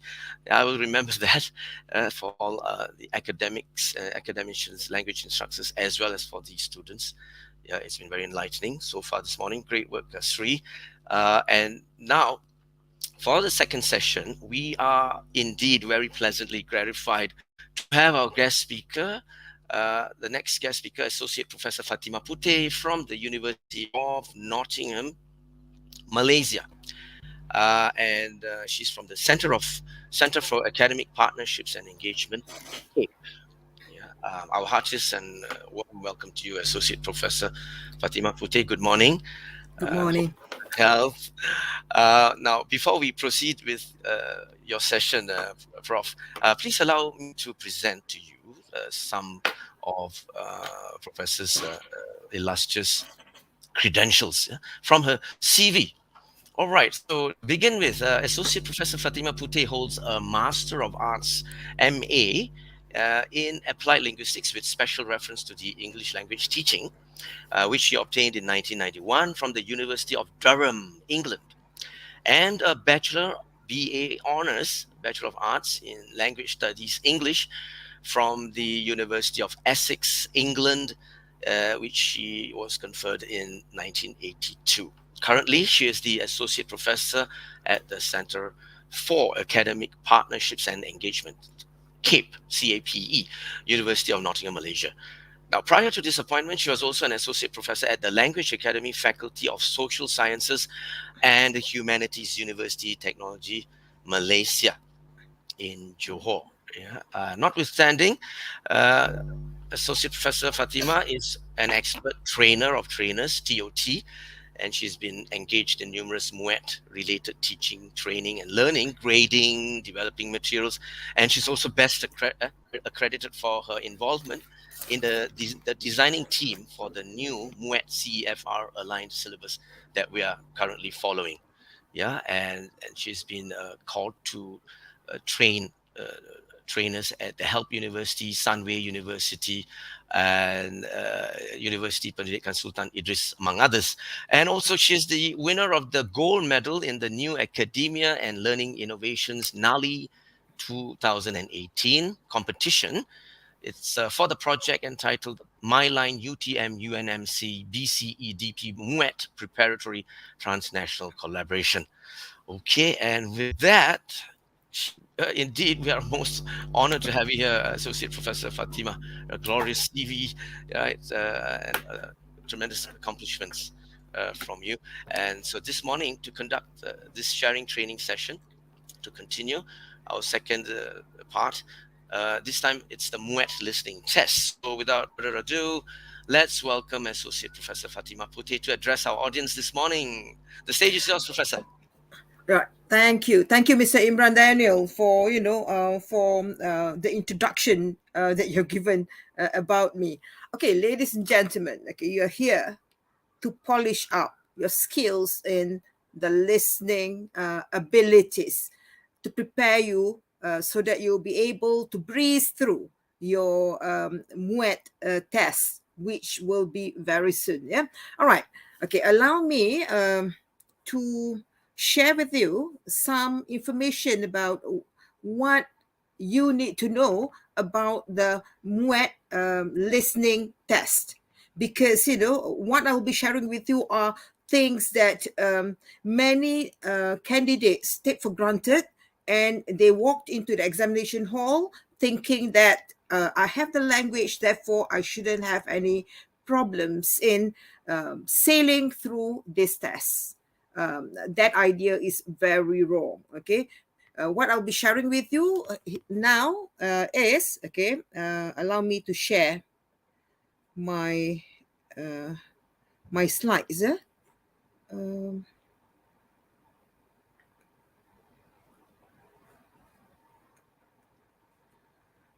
all right, ladies and gentlemen, okay, for today, I'll be taking you through, okay, within these 2 hours, I'll take you through these 5 mini components that I'll be sharing with you. First of all, I'm going to share with you what the MUET Old and New Syllabus is all about, because some candidates walk into the examination hall thinking that they are still with the old syllabus. So I want to highlight to you what's the difference between the old and the new syllabus, and following that, I will share with you the structure of the listening test. It's very important to know the structure, basically the format of the listening test, because, if you have this information well ahead of time, you know what to expect. This is one of the skills of listening, actually. If you want to listen well, it's good that you can actually forecast, you can know ahead of time what to expect next. So if you walk into the examination hall for the listening test, okay, having the format ready in mind, so you'll not get surprises, because you know what to expect, in part 1, what to expect in part 2, part 3, etc., both in terms of the topic that you will be tested on, and in addition to that, in terms of the level of difficulty of the language to expect for the different parts of the MUET listening test. And after that, I will share with you some skills that you can focus on for you to excel in the listening test. Then I'll share with you some tips. And last but not least, we will end our session today with a hands-on practice of doing the test itself, but I'll be dividing the test into 5 different components based on the 5 parts of the MUET listening test. All right, so allow me to move on to the first topic of the day, that is the old listening test. Okay, the old listening test, in terms of the weighting, it carries 15% only. Okay, as you will see later on, because I'll be making the comparison after this between the old and the new test. The old test carries only 15%, and the duration was 30 minutes. And there were 5 texts altogether.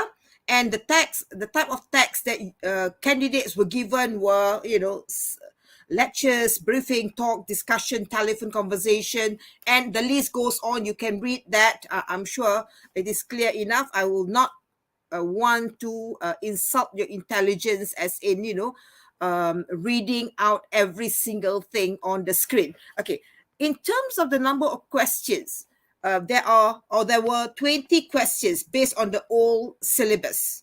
As you will see later on, now the number based on the new syllabus, the number has increased. Okay, and the question types that candidates were tested in the old MUET listening test they were given information transfer, whereby they were they were expected to listen and to transfer the information into some form of a table or a diagram or a flow chart, etc.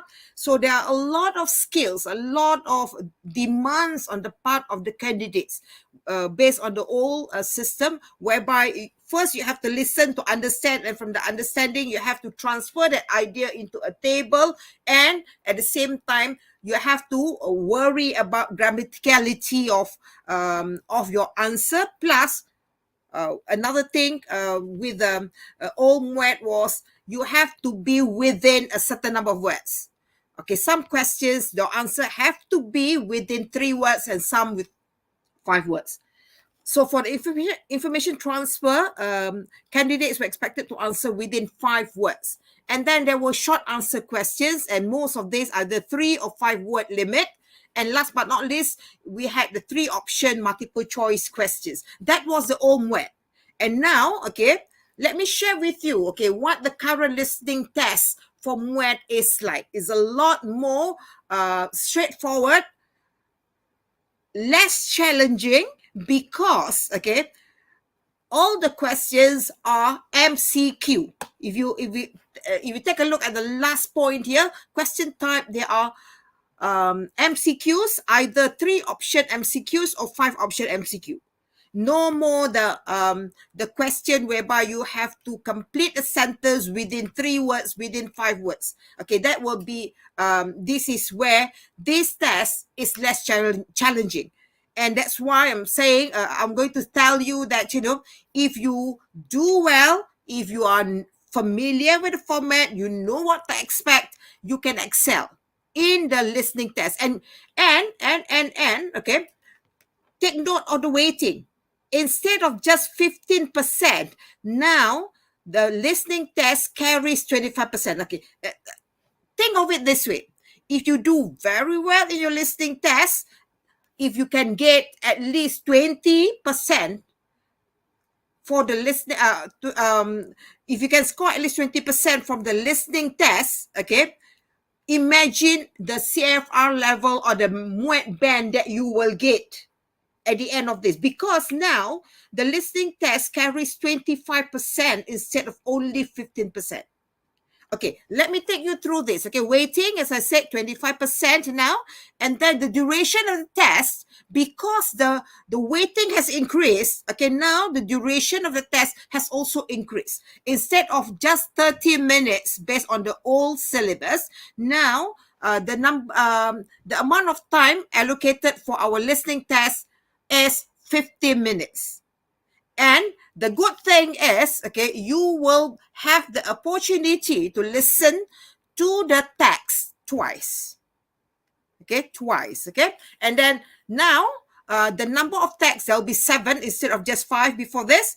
And out of this 7, parts 1, 2, 3, and 4, there is only 1 text for each of these parts.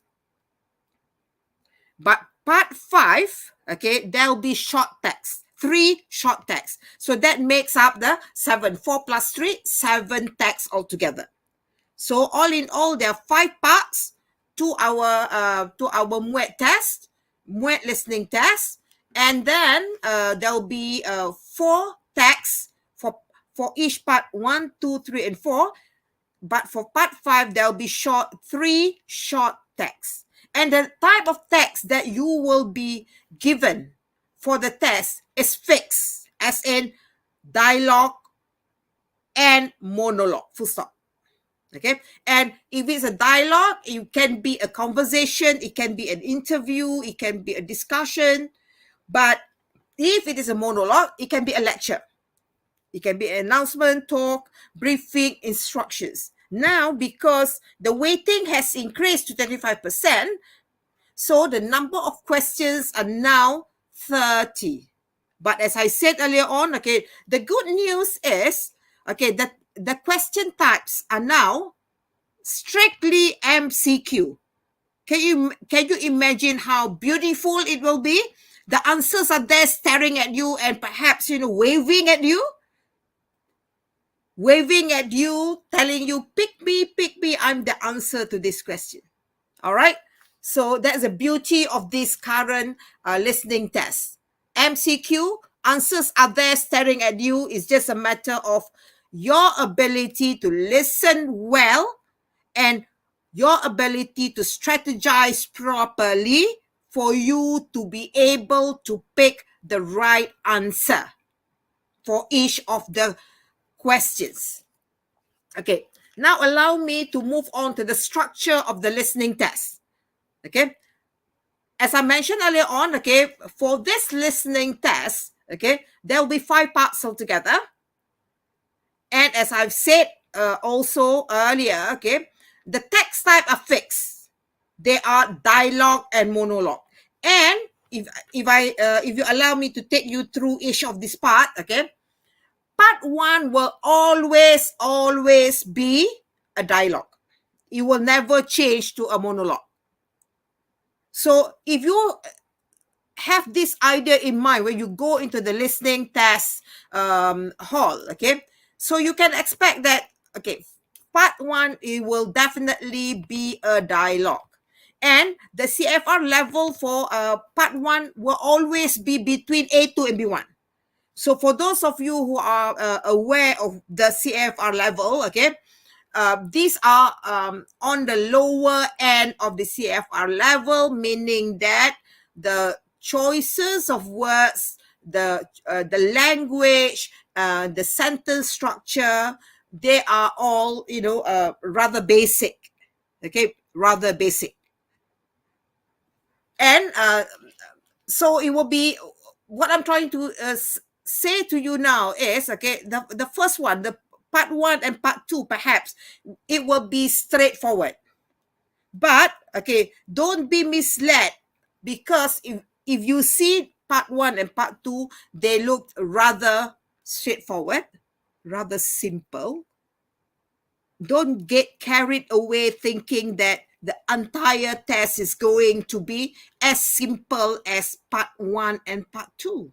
Why? Because in terms of the CFR level, if you can see here, okay, as the part, okay, progress, okay, as it progresses from 1 to 5, notice that the CFR level also increases. And what did I say about the CFR level earlier on?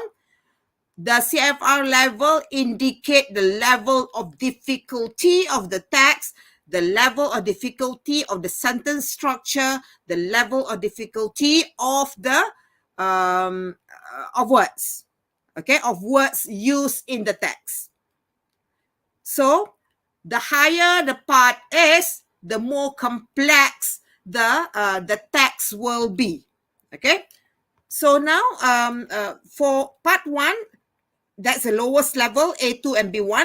The text length, as you can see, okay, for part 1 to part 2, it will be standard as to between 600 to 650 words. Okay. Okay, there's a difference between a dialogue, which is at 600 words, and a monologue at 600 words.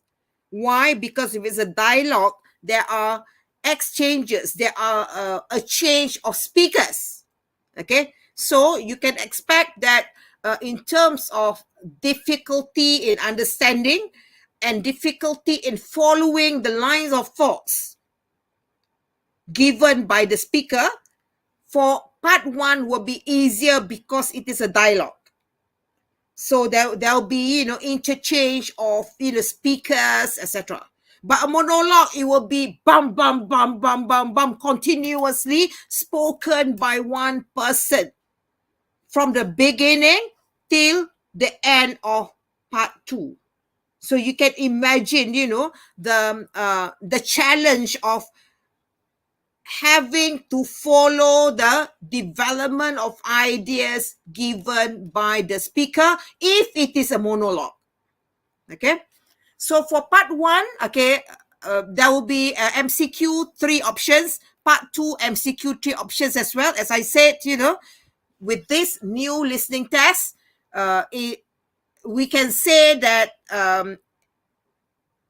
it can be said that it is fairly straightforward, a lot simpler, because the answers are there.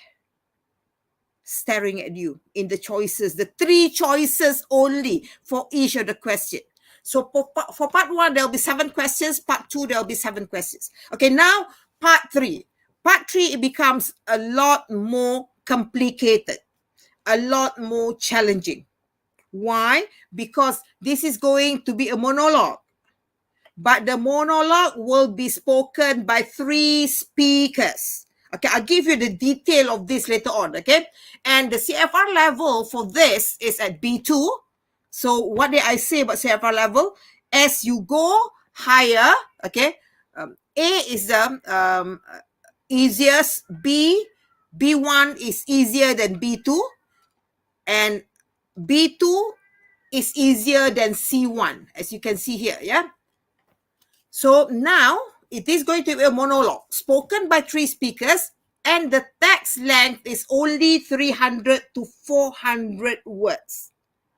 It may appear, wow, the number of words is, not that many, so I should be able to handle it, etc., etc.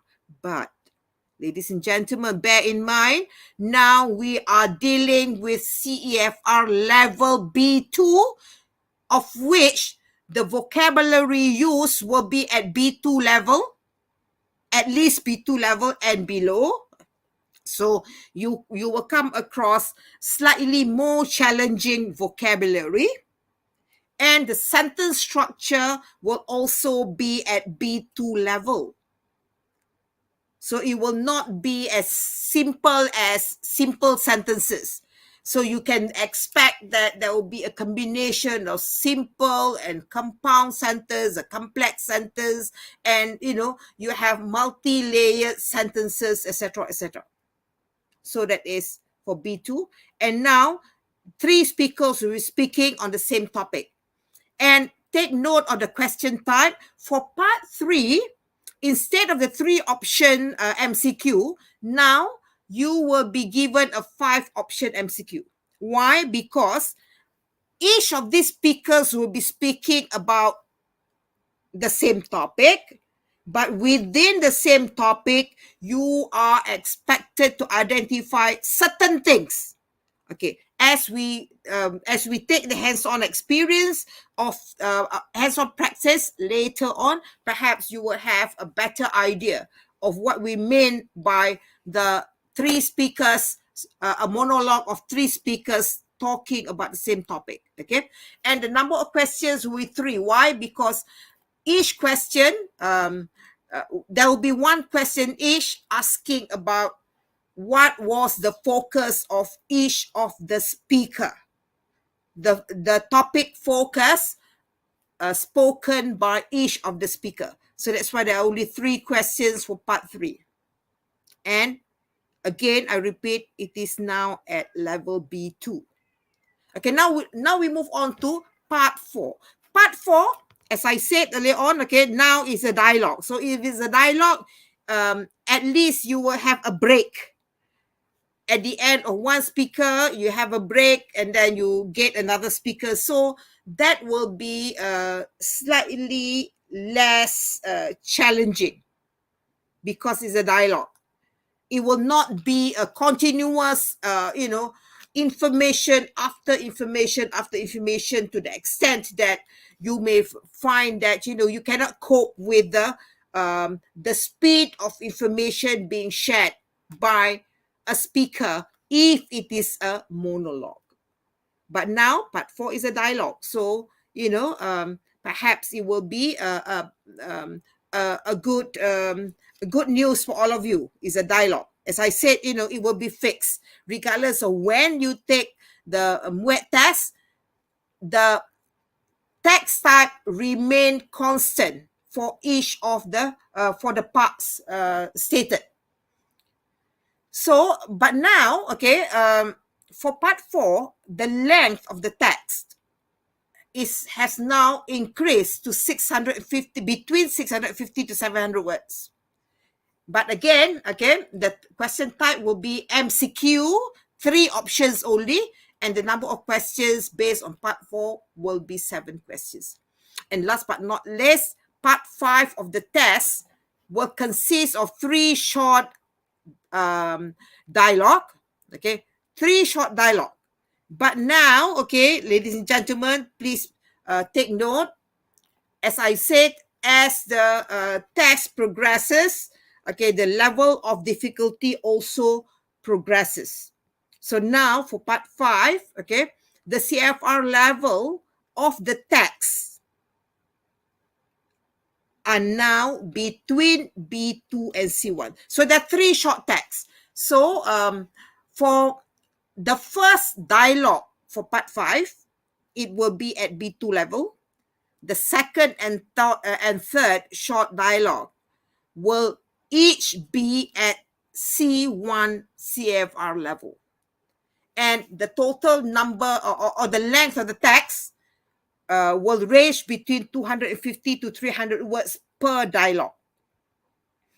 So if any of you are familiar with the old MUET, this is like the part 3 that we have in the old MUET.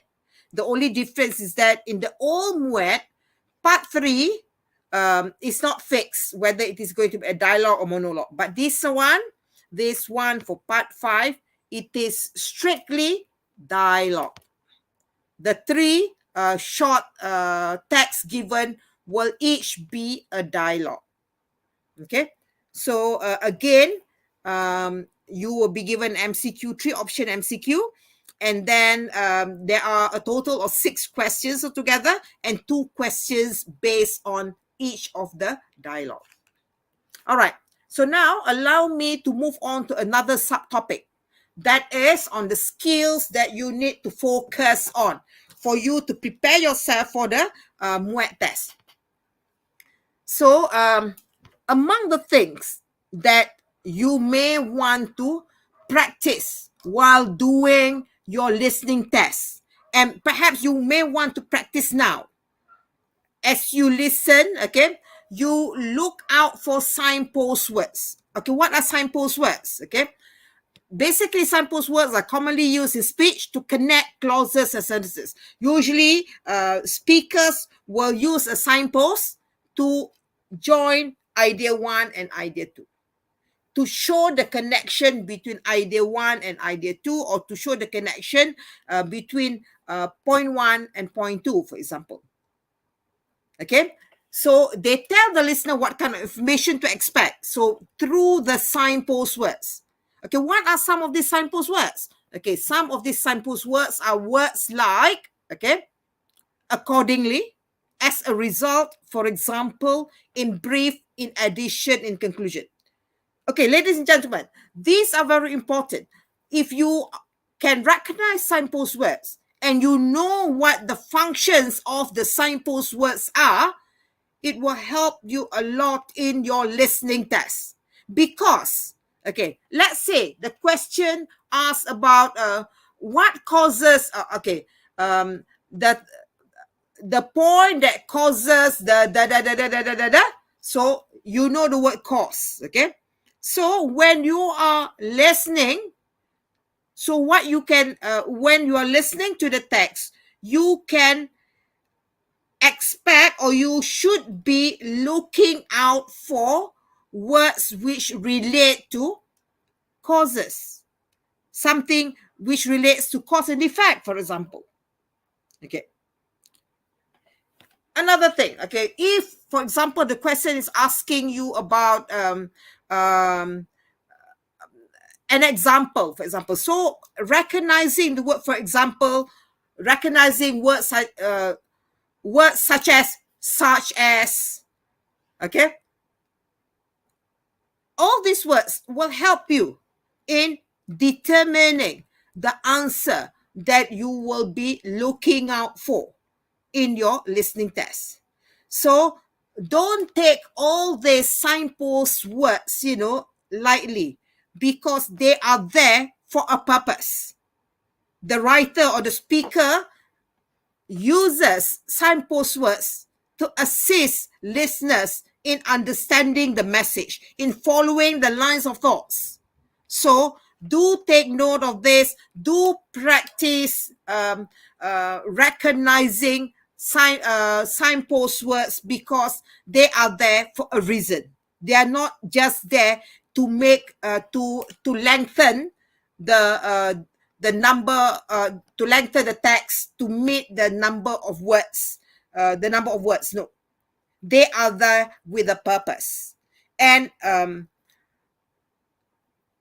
just for your information, okay, for our MUET test, we purposely,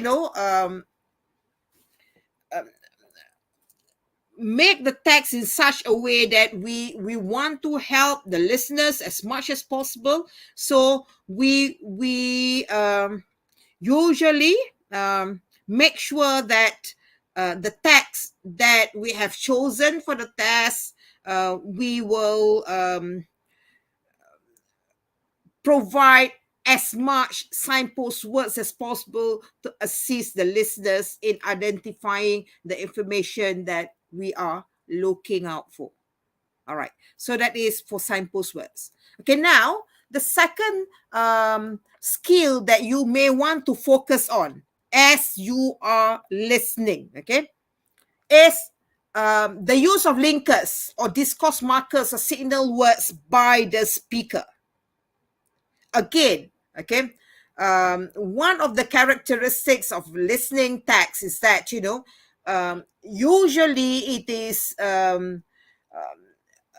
is provided with a lot of linkers, discourse markers, and signal words. Because the function of this is to assist listeners to follow the development of ideas. Okay, so in a listening test, okay, if you're able to identify signal words, it can help you follow the thread of the speaker's thought, the line of thoughts, the development of idea given by the speakers. Imagine that, okay, in the text, okay, the speaker wants to talk about 3 characteristics of something. Okay, 3 characteristics of a successful woman, for example. So in the text, you can expect that, let's say it is a monologue. Part 2, imagine that it's a part 2. A speaker is talking about, what made her successful. And she said that, okay, there are 3 things that made me successful. First of all, or firstly, okay, next, last but not least. So these are the discourse markers. These are the linkers. These are the signal words used by the speaker to assist listeners to understand the development of ideas given by the speaker. So you can expect that in the listening test that you will be sitting for MUET, you will find a lot of signal words or linkers, discourse markers. It doesn't matter what you call them by, but they all have the same function. They function to assist listeners to follow the line of thoughts of the speakers. Okay, so some examples are as shown there. These are not all. There are many other examples. I'm sure you can come up with many more relevant examples of linkers, discourse markers, and signal words. First, very soon, now, yet, so. But, not just recognizing them, but you need to also understand the function of this. Like, for example, okay, what's the function of using the word yet? What's the function of using the word so? So you need to know the function of these words. Then only, recognizing the linkers, the discourse markers, the signal words will be relevant. Because identifying them, just identifying them is not sufficient. It's not enough. Because you also need to understand what are the functions of these signal words, of these discourse markers. Clear, yeah? All right. Okay, now we move on to, okay, I'll take you through some examples. Okay, some examples of commonly used signal words or linkers. Okay, and upon hearing these words being used, that's what I said earlier on. Okay, you need to understand what is the function of these signal words. Recognizing them alone is not sufficient. Okay, let's take the example. The first example here on the use of the word however, the linker however. The sentence that I've come up with is, okay, most people like music. In fact, we are surrounded by it. It's on the radio and television and can be heard in stores and offices. However, not everyone likes the same kind of music. So ask yourself, okay, what's the function of the word however? Imagine that you get this text in your listening text, and there will be a question asked about music, for example. So knowing the function of the linker however will help you to answer the question. So that's why it's very important for you to understand the function of these words, not just knowing or identifying the linkers. Okay, let's take another example. I have developed it in such a way that it became just like one short paragraph, actually. Okay, the manager of the music shop was called Brian Epstein. Because so many people had asked for a record by the Beatles, Epstein decided to go and listen to the group himself. So you recognize that the linker because is used in this sentence, okay, in this short text. But okay, you need to know what is the purpose, what is the function of the word because there. So as soon as you see the word because, you know that, the speaker is trying to show the cause and effect relationship between, okay, the music and people's liking for music by the Beatles, for example. All right. Okay, now let's take a look at another example.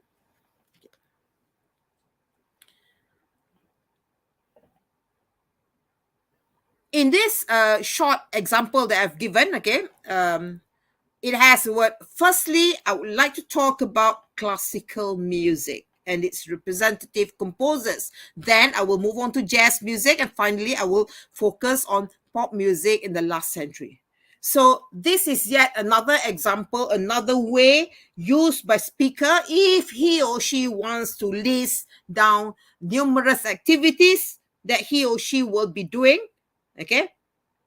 Therefore, okay, recognizing words or signal words used for listing of information will be beneficial in this context. Knowing the function of the word first, then finally. So let's say there is a question about, the speaker will be the last topic that the speaker will talk about will be on, okay, pop music, jazz music, and classical music. A, B, C. So obviously, knowing the function of the word finally, you know that it is a signal word, it is a linker used by the speaker, but you need to know, as I said, the function of the word finally, because the question asks, what was the last topic that the speaker will talk about? Or the last topic the speaker will talk about is on, okay? So, recognizing the signal words alone are not enough. You need to know the function. So, of these three things that will be done by the speaker, you have to choose the last one because of the linker used to the point, to the last point on pop music. The linker uses the word finally because the question is asked, what is the last topic that will be covered or will be spoken by the speaker? Okay. All right. Now we move on to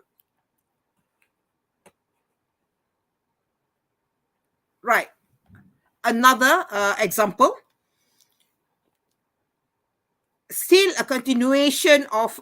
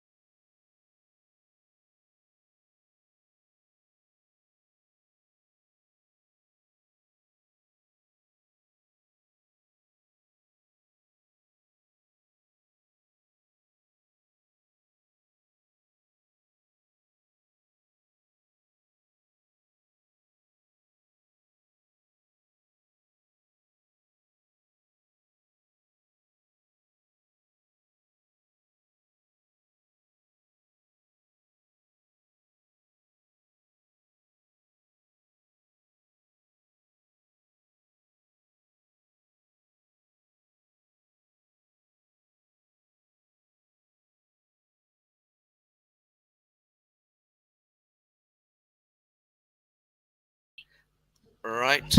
My apologies on behalf of the committee. We've lost the feeding streaming from our Associate Professor Fatima Pute. Okay, once we get back online with the Associate Professor, we will notify you just a little bit. Yeah, we'll go for a short break. Oh, she's back on. Just hang on, I got disconnected. Hang on, yeah. Hang on, Okay, hang on, hang on. nice to have you back on.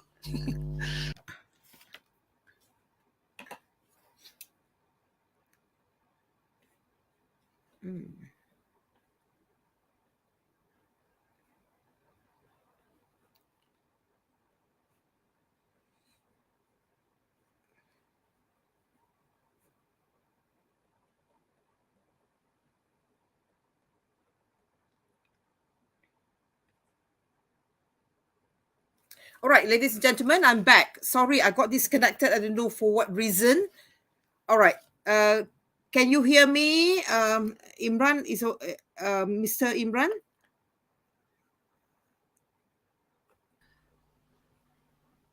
Yeah, I've got no indication that there's a breakdown. It's okay now. It's okay now.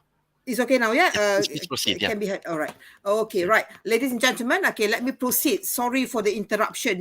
This is one of the thing that will happen if you are doing online, Sometimes it happens. It doesn't happen always, Murphy's Law, it says, and, kun fire kun. If it's meant to happen, it's going to happen anyway. Okay. The other example of the use of signal word is still the same topic, okay? The use of words to show a conclusion, or you want to summarize an idea. So the example that I've given is, we listen to exciting music and our hearts beat faster, our blood pressure rises and our blood flows more quickly. In short, we are stimulated. So this is the use of the word in short suggests that, okay, the speaker is summarizing all the different experiences that he or she goes through as a result of listening to music. So imagine that there is a question, what can you, okay, we can deduce that, okay, listening to music makes one, okay? So you have A, B, C. So if we are not aware of the function of the word in short, and the function is to draw a conclusion and to summarize, a list of activities, therefore, candidates may struggle trying to find the answer to that question. So that's why it's very important that, we take note, we make ourselves aware of linkers, signal words, and what are the functions, what are their functions, the use of them, what they are there for. Okay, so allow me to move on. Okay, now we move on to the third skill that we may want to focus on to excel in our MUET listening test. Okay, another new thing in this new MUET syllabus is in part 1. Okay, please take note. Okay, please take note. Listen carefully. In part 1 of our listening test, there will be definitely a question consisting of a diagram. And the diagram usually is based on a description of a location or a description of how to find a place, a description of a direction to go from A to B, for example. So do take note, there will be one question in part 1, and the question will come in the form of a diagram. And you are to identify which of the diagrams, okay, is used to describe information in the text. So in order for us to be able to do well or to be able to answer that question, usually it is question number 7, the last question of part 1, usually. But there can be times that this question based on the graphic doesn't appear as the last question in part 1. It can be the second last question or the third last question. But it will never be the first 1, 2, or 3 question. No, it will be towards the end, but most often it will appear as the last question of part 1. So, whereby in the listening text, you'll be given some description of a direction or description of a location. So, if you have the skill to follow development of ideas, if you have the skill to understand instruction of location from A to B, and if you have the skill to identify landmarks, for example, therefore you will be able to answer that question on graphic in part 1 fairly easily. So in general, for you to do well in this, okay, you should just get yourself acquainted with common expressions to describe directions or location. Some examples will be go past the cinema, go along this route, go straight ahead. What do I understand by go straight ahead? Go through the tunnel, okay? Take the second right at the corner, at the roundabout, take the first exit, between, right, left. All those things are words commonly used or expressions commonly used to describe direction and location. Do take note of this because these will come handy during completion of that one question in part 1. Okay, so that's yet another skill. Now we move on to the next one. Another skill, of course, it goes without saying, is your ability to listen for main ideas and supporting details. Okay, you need to train yourself to identify main ideas from supporting details. Usually main ideas, these are the gist or the core idea of any discourse, of any spoken discourse, spoken or even written discourse. Okay, and usually the entire spoken discourse centers around this main idea. So that is a main idea. So bear in mind. For example, if there's a question asking, what is the speaker's, okay, this will become handy, okay, when doing part 3. Part 3, whereby you have 3 speakers will be giving a monologue on the same topic. But out the same topic, okay, there will be a slight difference between speaker 1, speaker 2, and speaker 3. All of them will be talking on the same theme.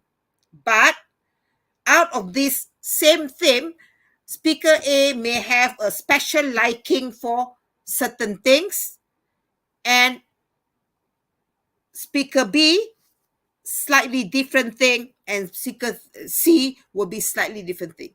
So understanding or knowing how to identify main idea and supporting details will come rather handy in answering part 3.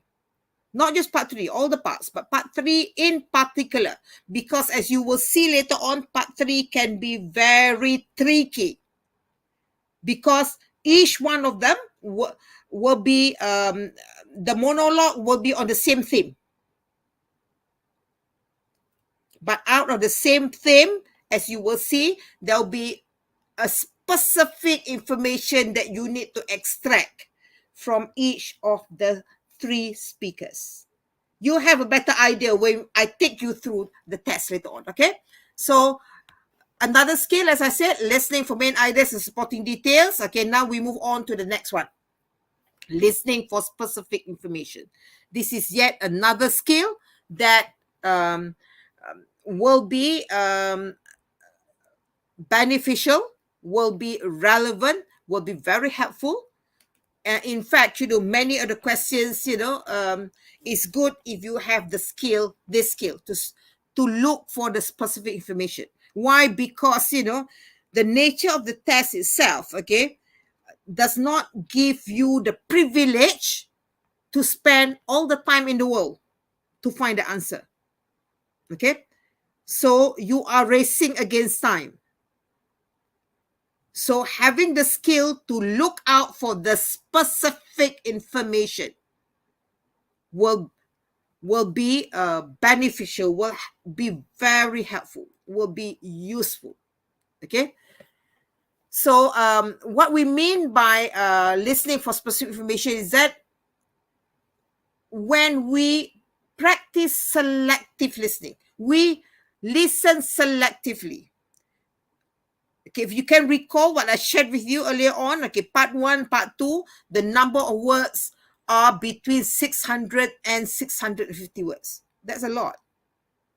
And everything is done within 10 minutes. Listening to the text twice and completing the test, everything is done within 10 minutes.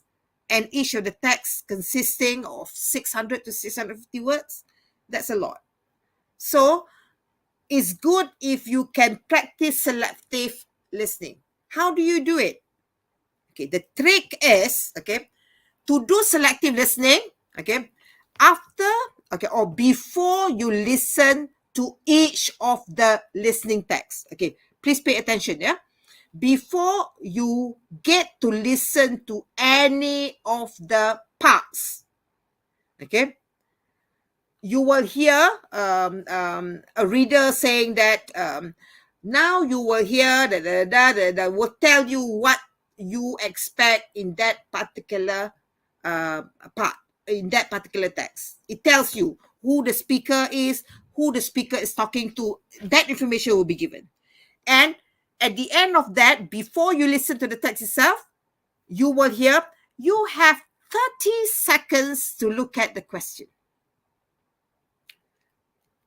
Ladies and gentlemen, when you are given the time, the 30 seconds to look at the questions, please pay attention to that part only. Because you'll be given 30 seconds before listening to part 1, another 30 seconds before listening to part 2, another 30 seconds before listening to part 3, another 30 seconds before listening to part 4. And for part 5, if you can recall, okay, let's test, to see whether you have short-term memory or long-term memory. For part 5, if you can recall, I said earlier on there will be 3 dialogues. Dialogue 1, dialogue 2, and dialogue 3. For dialogue 1, it will be at B2. Dialogue 2 and 3, it will be at C1.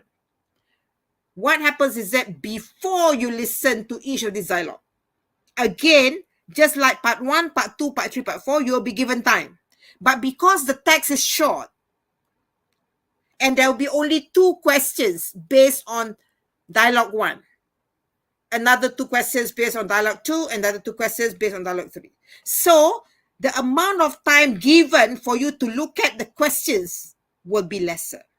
So this time, for part 5, okay, I repeat, okay, for part 5, before listening to each of the dialogue, you'll be given 15 seconds to look at the question.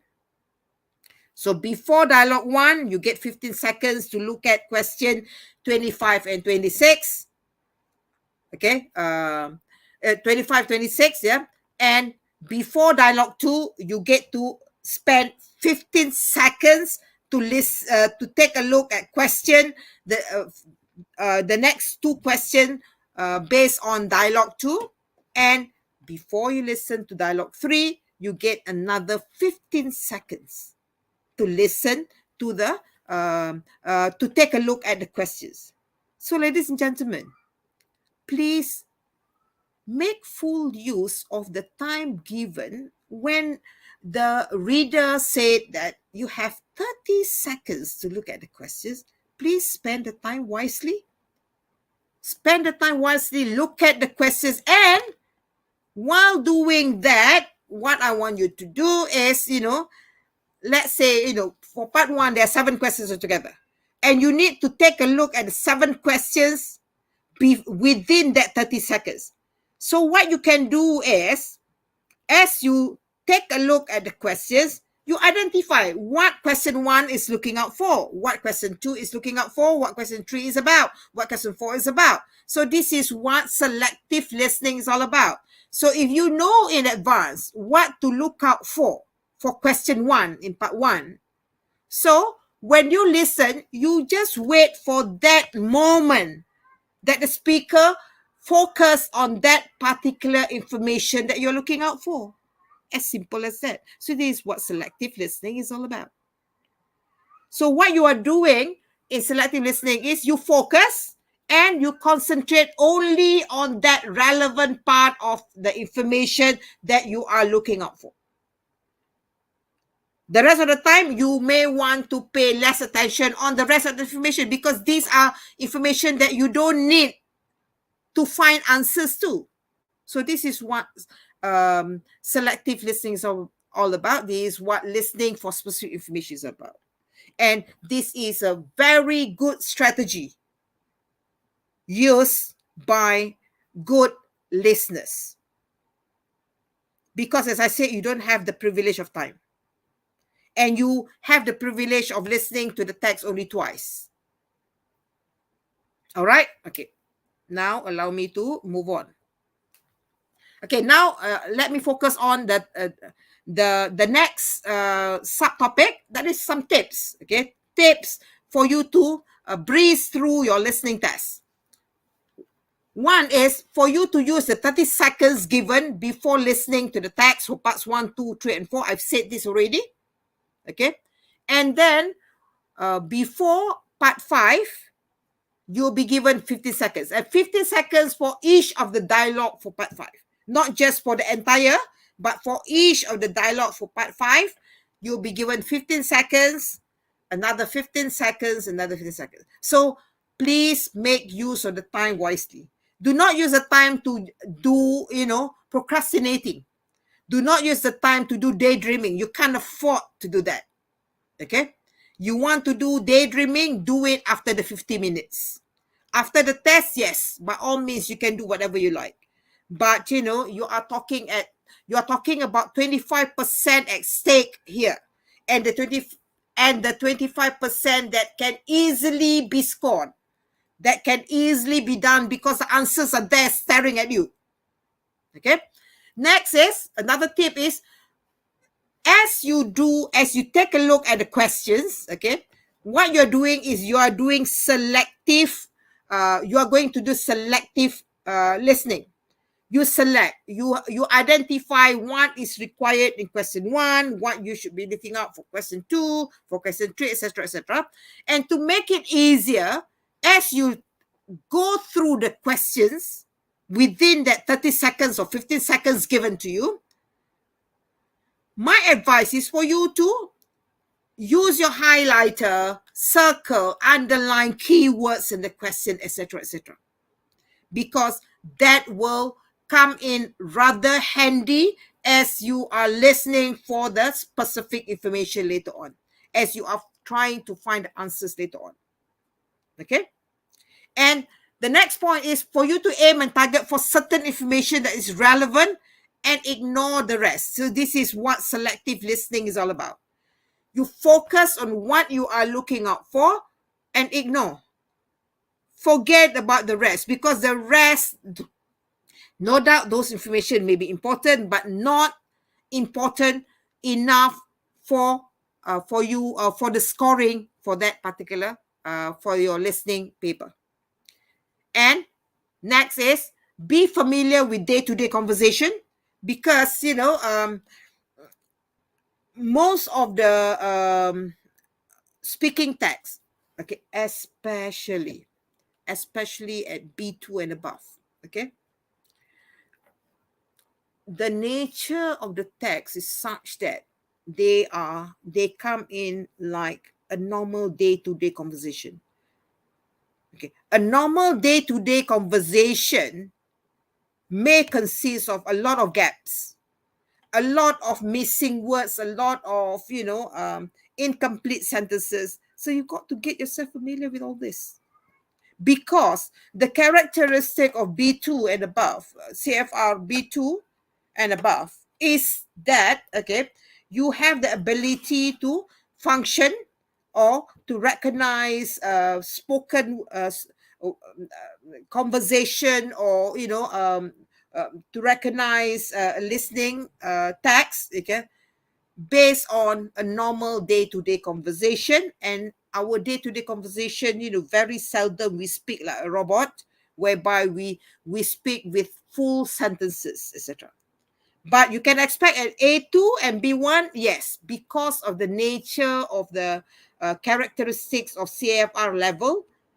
We'll make sure that the content or the text will be in full sentence. There will not be gaps, and then um, we provide as much information as possible. But come B2 and above, okay, you can expect that there'll be a typical everyday spoken discourse, whereby it is fill up with a lot of gaps, fill up with a lot of missing link, because you are expected to have the ability to fill in the gaps, to fill in the missing information. Okay, so for you to be able to do well, okay, as I said, B2 and above. And what is B2? B2 is beginning from part 3. Part of part 2 and part 3, 4, and one discourse in part 5, they are already at B2. And of course, C1 is, above the rest. So if you get yourself familiar with day-to-day conversation, okay, like for example, get yourself familiar with slangs, the use of slangs, the use of incomplete sentences, the use of colloquial words, and repetitions and ungrammatical structures, because nobody speaks like the Queen, as in speaking with a full sentence, full grammatical sentence, etc. No, because there are gaps, there are ungrammatical structures in our communication. So you can expect that may appear, especially in text at B2 and C1 level. And you're talking about part 3, part 4, and part 5. Okay. And last but not least, okay, you have to teach yourself to learn to process information quickly. Why? Because, unlike a written text, unlike our reading paper, you miss out on something, you have that piece of paper in front of you. You have the text in front of you. But listening, you miss it, means you miss it. You miss it, you have a second chance. After that second chance, you miss it totally. So that's why you have to teach yourself to process information quickly. But as I said, okay, if you utilize the 30 seconds properly, okay, identify what you should be looking out for in each of the questions. Therefore, it can cut short, it can reduce the amount of time for you to process information, because you are able, as and when you listen to a text, you know what you are looking out for. So therefore, you may be able to listen properly, you may be able to follow the spoken discourse, the text, okay, accordingly, based on the speed spoken by the speaker. All right, ladies and gentlemen, allow me to continue. Yeah, so I'll take you through part 1. I'll go through this very quickly. The first part, I will not focus so much on that anymore, because I want you to have a feel of the test paper later on, because I'll be sharing with you the audio. Okay, part 1 is a dialogue, and approximately part 1 will complete within 10 minutes. That 10 minutes include the time for you to take a look at the question, and the time for you to listen to the text twice, and for you to answer the question. Okay, so as I said, it is at C1, it is at A2 and B1 level. So it is fairly straightforward, fairly simple language. Yeah. Okay, and then the test focus will be you will be expected to have the ability to identify general and specific information, to understand simple phrases and expressions. So take note of the simple phrases because it is at a lower level of CFR. And then so the language is less complicated, less difficult. And then okay, you are expected to have the ability to identify main ideas from subordinate ideas, and also to understand direction or description. These are what are the questions on the graphic I told you about. Okay, and then so there will be one question based on the visual to test your understanding of description of ideas. So that is for part one. Okay, allow me to take a look, take you through. Okay, if I can get the assistance, can we share audio part one? Ladies and gentlemen, I'm going to let you listen to part one, the audio of part one, and the questions are there, 6 questions, and there is one last question there. But I want you to listen to the text so that you have a feel of what to expect. And you will realize that for part one, the speed of the speeches are rather slow. The speed, I'm talking about speed, yeah? Because this is a characteristic of A2 and B1 text.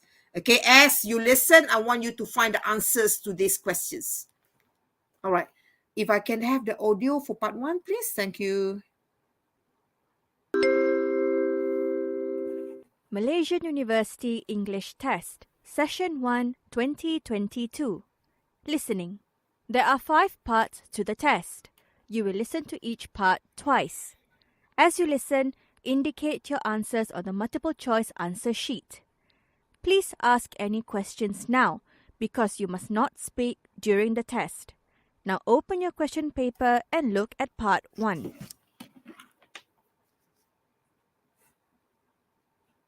Part 1.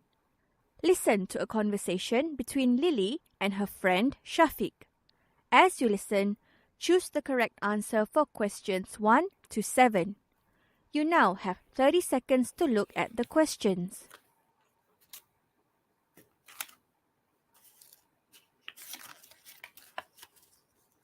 Use the time properly, yeah, to look at questions.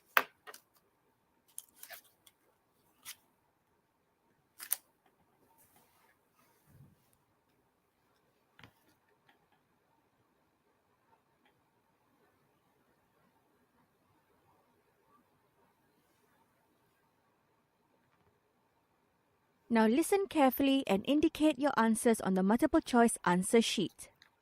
Hi, Shafiq. It is good to see you.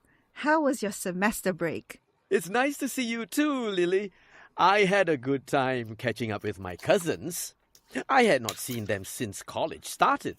We used to go camping every school holiday, but since we started college, I spend more time with my college friends. So we decided to go camping like the good old days. Good thing you spent some quality time with your cousins because once you start working, it will be more difficult. Where did you all go? We went to a new green spot called Rimba Hijau. Have you been on a camping trip? No way! My brother has gone camping before and he came back with his clothes soaked in mud. I had to help him wash away all the mud. He even had mud in his hair. So whenever I'm free, you would most probably find me at a shopping mall with my dearest best friend Ruby, or sometimes having coffee in a cafe. But Lily, Rimba Hijau is special. Really? I have never heard about the place. Tell me more. It's not very well known, but I think it's kept that way to protect its natural beauty. Rimba Hijau is actually a 30-acre fruit farm near a small hill. The owners are no longer in the fruit business. They have turned parts of the fruit farm into a camping site. Before turning some parts of the fruit farm into a camping site, the owners had a plan to turn the place into a holiday resort but it was too expensive to build. There is also a small stream that flows from the hill across the farm. This makes it special. How did you find such an interesting place? I've never heard of it. Well, it is not advertised because the owners do not want a large crowd to spoil the place. But many people shared their photos on Facebook. That is how it became popular among campers. That's how my cousin Jeffrey got to know about it. He went there last year with his friends, and they really had a good time. He said, I won't regret it, and gave me the phone number. What did you do there? We arrived in the morning and put up our tents. After lunch, we spent the whole afternoon checking out the farm. It was like a mini jungle with fruit trees only. They had an amazing variety like mangoes, mangosteens, rambutans, and star fruits. They even had 10 varieties of mangoes. Sadly, durian was not in season. The best part is, we could eat the fruits for free while picking them. We also brought back lots of mangoes to our tents, and they were cheap too. That sounds very healthy. What did you do for dinner? Well, we collected some sticks to start a small fire near our tents. We brought some boiled eggs and fried rice from home, so we heated them up over the fire. We still had mangoes from the farm in case anyone was still hungry. I made a kettle full of hot chocolate drink. Later, we simply sat around the fire and shared our college stories and childhood experiences. All these with our favorite songs played on our smartphones. Sounds like quality time with your loved ones. I think my brother would love it. You will love it too, Lily. The fruit farm is right at the foot of a small hill where your brother can go hiking. There is a small stream that runs through the fruit farm where you can see small fish if you keep still. The camping site is quite close to the stream, so you can hear the water flowing. It is magical. Sounds better than the mall. Can I have the phone number, Shafiq? Sure.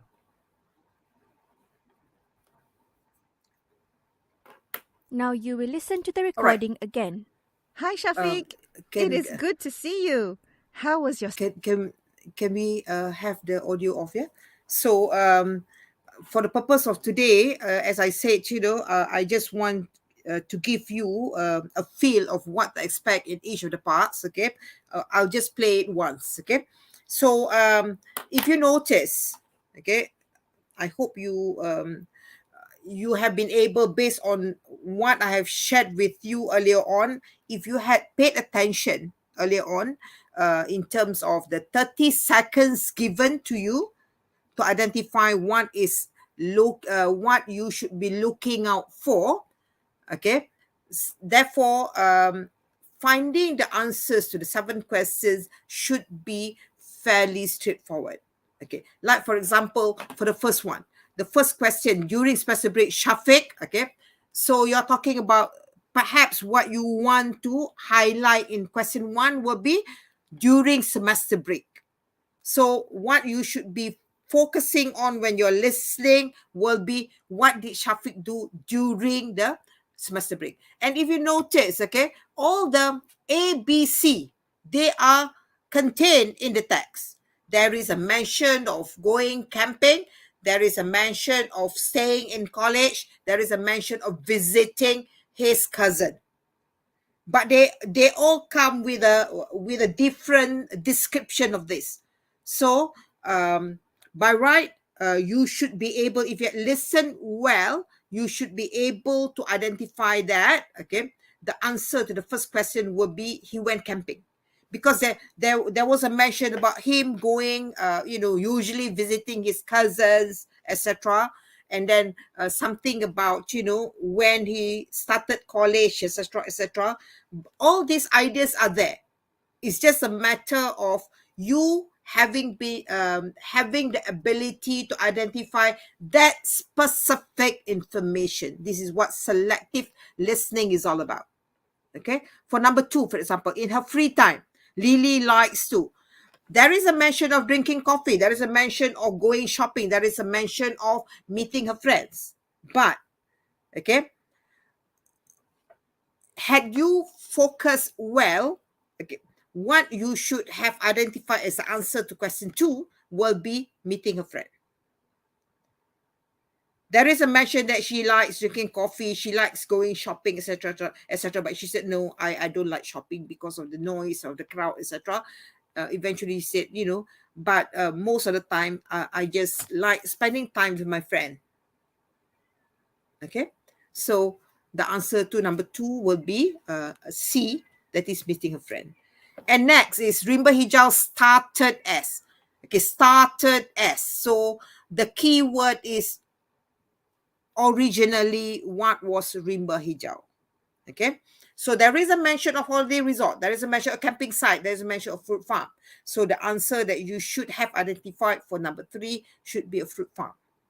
Okay, so you have to follow the development of ideas given. And number 4, Shafiq knew about rimba hijau from, okay, if you're not careful for number 4, okay, if you're not careful, many candidates, upon hearing the word Facebook, they would just jump to that answer, saying that answer is Facebook.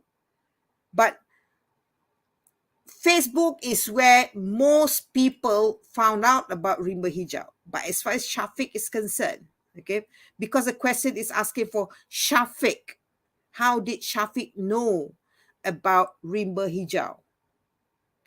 So had you paid attention to the content, you wouldn't have chosen Facebook. But I'm just sharing this because this is a common mistake that we notice, that we observe done by our candidates. Upon hearing the word, because the word Facebook was mentioned several times, but that's not the answer. Is there just to, as a distractor only, okay? Because at the end of the day, the question is asking for a specifically about how Shafiq knew about rimba hijau. And the answer should have been B, not his friends, not Facebook, but he got the information from his cousin. His cousin had been there, and that was how, they decided to go there again, actually. All right. So number 5. So for number 5, what did Shafiq like the most about fruits at the farm? Okay. Now it's about not about the farm, but about the fruits at the farm. Okay. So the answer that you should have identified will be he could eat while picking. Okay, there is a mention about there is a variety of choices of fruits. There were at least 10 types of fruits. Okay, in the text, and then yes, he picked very little for the fruits. But okay, all this information were given. But okay, again, as I said, this is the beauty of recognizing, okay, the function of linkers and connective devices in a text. Because in the text, what was given is, okay, Shafiq said, the best part is, okay, if you had known the function or the purpose of having that that connector, as in the best part is, therefore you could have easily identified that A should be the answer for 5, because all in all the questions, okay, all the choices in each of the question in our listening test, okay, information or that choice or that information is contained in the text, but identifying which is the best answer will or the ability for you to identify the answer that will demonstrate your good listening skill, actually. Because all the choices, regardless of the question, okay, all the choices, this information is mentioned in the text. So it's just a matter of identifying which one is the best answer, which one is the answer related specifically to the question, the specific question being asked, actually. Okay, now number six, how did they spend their evening? Okay, there was a mention of they brought some cooked food, fried rice and something, and then they had some music playing in the background, etc., etc. But the highlight of it is that they spent the entire evening just chatting. So the answer to number six is chatting. Okay, now we move on to the next one. Okay, this is a question I mentioned to you about. There will always be a question in part one whereby you will be given a visual. And the visual can be a test of your understanding of a description of something, or a test of your understanding of a description of a location, or a description of a direction from A to B, for example. And here is a test of your understanding of a location or certain thing. So the text given in the so as I said earlier on, okay, another characteristic that I want to share with you is that the question, okay, regardless of which part of the question, okay, the question will come in the order of how the information is being shared in the text. You will not, for example, have the answer is at the end of the text, but it is question one. No, it will not be that way. It will always be in the same order as the information given. So when you see, okay, or if you see the question on graphic is question number 7, and that is the last question for part 1. So you can expect that the answer to question 7 will come somewhere towards the end of the text.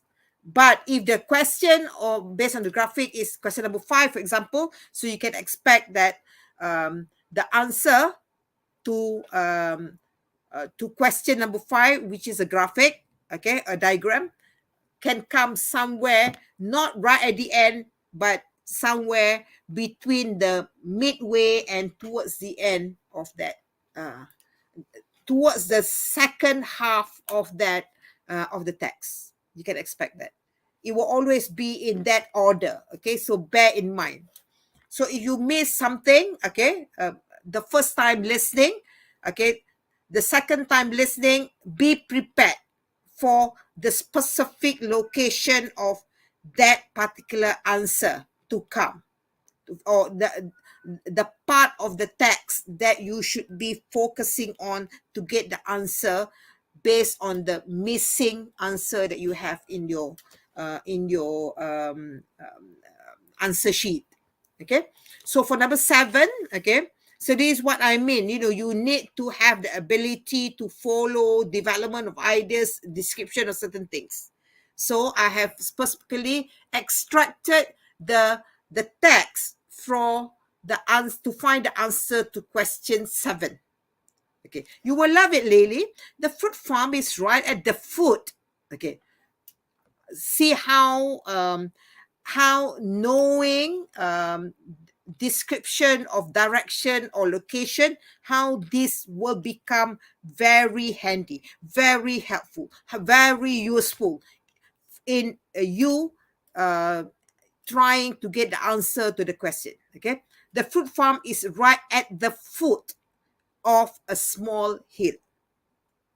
So by right, okay, had you paid attention, had you known the function of right at the foot of a small hill, the meaning of that, you could have easily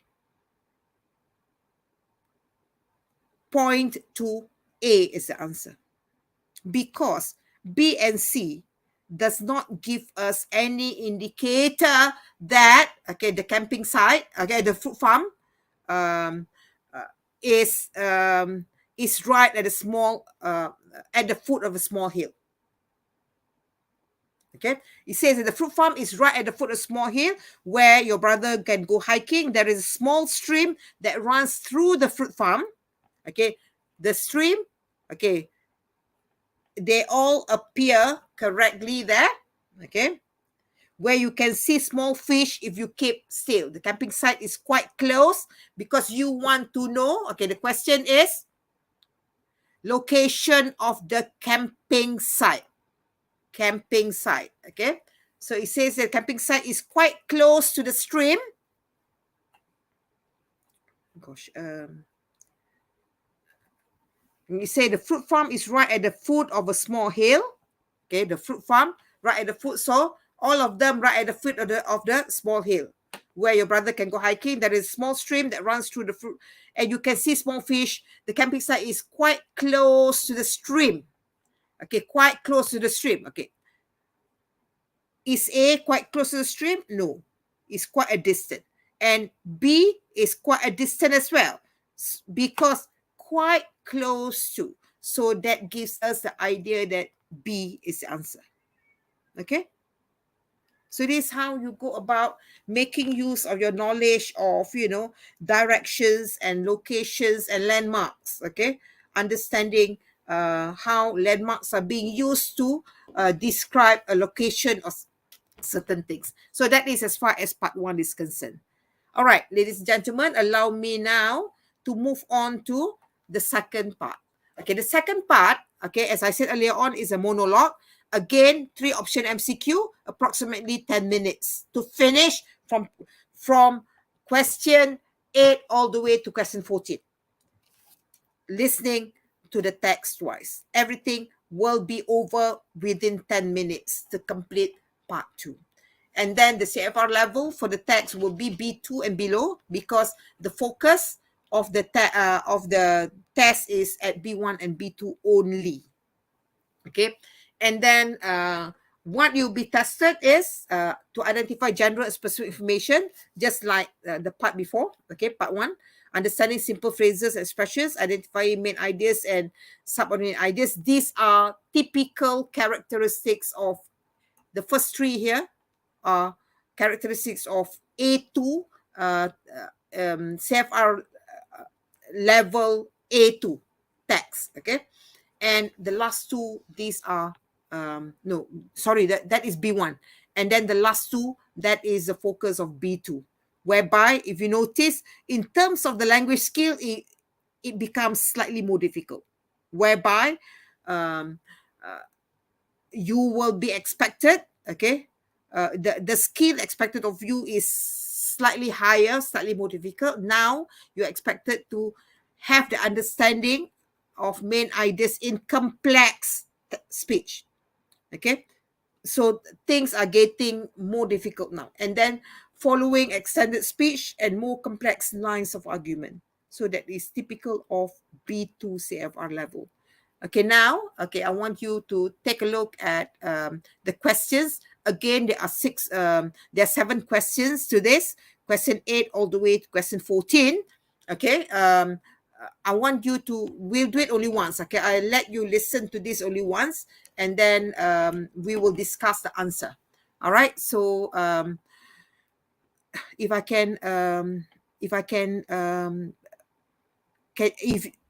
you can play part 2 of the audio, please. Thank you. Now listen carefully and indicate your answers on the multiple choice answer sheet. Good morning, students. As part of our career day, I would like to talk to you about working while studying. I did not work when I was in university, but my son does. He's working in a supermarket. Every day he unpacks stuff and puts them on the shelves. He only works during his semester breaks. Many of his friends are working in fast food restaurants. They started doing this when they were in secondary school. When you work part-time, you earn some money. If you work a full day, you may earn 40 to 70 ringgit. For some, this is the first time they have so much money. Many students use their money to buy expensive things like sports shoes. Working makes them appreciate the value of money. Unfortunately, many students spend all the money they earn. Perhaps parents should remind them to save part of their money. Saving money is a skill that can help them throughout their lives. Students, there are good and bad things about working part-time. You may not notice it. Working part-time takes you away from schoolwork and extracurricular activities. I know many university students who work part-time miss their lectures. As a result, they get poor grades. They also miss their extracurricular activities. These activities may appear all fun and games, but they offer important life lessons and experiences. From teenage years to the early 20s, young people develop their identity. This is the time they get to know themselves. When they don't take part in extracurricular activities, they miss the opportunities to understand themselves better. If you work part-time, you should know your rights as an employee. This is because some employers may take advantage of you if you do not know your rights. For example, during weekends, your employers may ask you to work longer hours, more than what is allowed. Not only that, some employers do not pay students enough according to the accepted rate. So you need to know the minimum wage. You should also know the work you are expected to do before accepting the job. Now, let me talk about the benefits of working part-time. Most young people who do part-time work will become responsible and mature. Waking up early in the morning on a weekend does not feel great. When you know your friends are having fun, it can be very hard for you to go to work. However, if you continue to do your job well and remain loyal to your employer, you show that you are disciplined. You learn to be hardworking and to do your job well. These are the qualities that employers are looking for. Part-time work also gives you the chance to communicate with different people. They may be your bosses, your co-workers or customers. This can be a great way for you to learn the right way to speak to people from different backgrounds and positions. As a part-time worker, you work in a casual work environment. Use this chance to develop your communication skills. In the process, you may make mistakes, but learn from them. This is because communication is the key to good work relationships. For example, when you get so many orders during busy hours, you need to stay cool and know the right things to say to customers and co-workers. A good boss can make part-time job work well for a student. He may be able to help if you take the first step to communicate with him. Tell him that you need some time off to study. Or sometimes request from your boss to exchange working hours with your co-workers to prepare for your exams. In this way, you show your boss that you are a responsible person.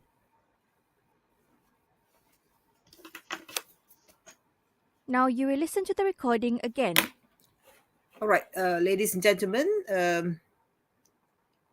I hope you have been able, when listening to this, you have been able to pay attention on the questions, and you have been able to perhaps identify the answers to this. Yeah. Again, as I said, make use of the 30 seconds given to you to identify what is required in each of the question. And then after the 30 seconds, perhaps among the things that you may identify, you may want to circle, or you may want to highlight as to practice selective listening is, for example, for the first question, number 8, Madam Siti's son works in. Okay, is a son, not Madam Siti, and is not, students in general. Because as I said, all the choices given, for regardless of which question it is, all the choices A, B, C, that information appear in the text, but they appear in different manner. Okay, they appear in different manners, so it's up to you to identify which among the choices given is the correct answer. So for number 8, okay, you are talking about Madam Siti's sons. Madam Siti's son. Where does he work? Not about students in general, etc. Because there is a mention that, usually, according to Madam Siti, okay, usually what happens is that students at university, they work part-time, and they can, the kind of part-time work they do is they can work at the university, they can work at supermarket, and they also work at fast food restaurant. But the information that you are looking out for is about Madam Siti's son. Not just every student, but specifically about Madam Siti's son. So the answer should be a B, supermarket. And number 9, parents should encourage their children to. Okay, so you're talking about what parents should be encouraging the students to do. Is it about doing part-time work? Because there is a mention of doing part-time work, the need to do part-time job, etc., etc. And then there is also a mention about how these part-time students who are doing part-time job, they like to spend their money on expensive things. Okay, and also there is a mention, very specific information given about, perhaps parents should suggest to the children to keep some of their wages, or to keep some of the money that they earn. Okay, or to save some of the money that they earn. Okay, if you notice so far, from question 1 to question 7 just now, and question 8 and 9 now, okay, the choices of answers given, okay, the vocabulary used, they appear the way they were used in the text. Most of the time. You will discover later on, okay, the more difficult the more difficult the level, the CFR level is for the different parts, you will realize that, okay, the words used in the choices A, B, C, or the word used in the stem for the sentence given, or for the question given, okay, they may no longer be the exact word used in the listening text. Okay, this is characteristic of CFR.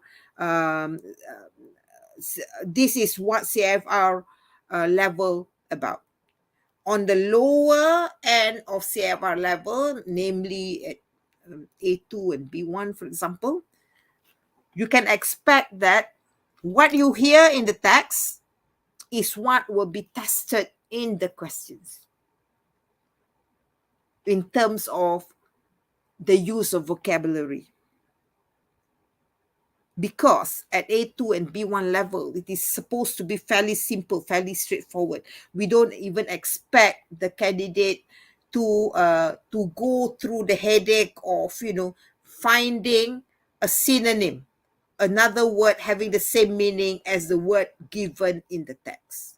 But as you move on to B2 and above, you will realize that what you hear in the text, although it is tested in the questions, you can expect that the wording or the words, the expressions used will not be in the exact same word used in the text. So do bear that in mind.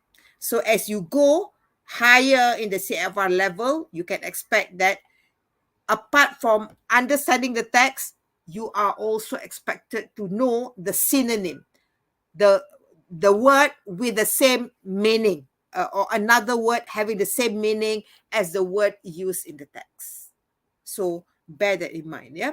So up to 8 and 9, it is still at B1 level. You can expect that the question will be, the choice of vocabulary will be rather straightforward, the way it has been used in the listening text itself. So number 10.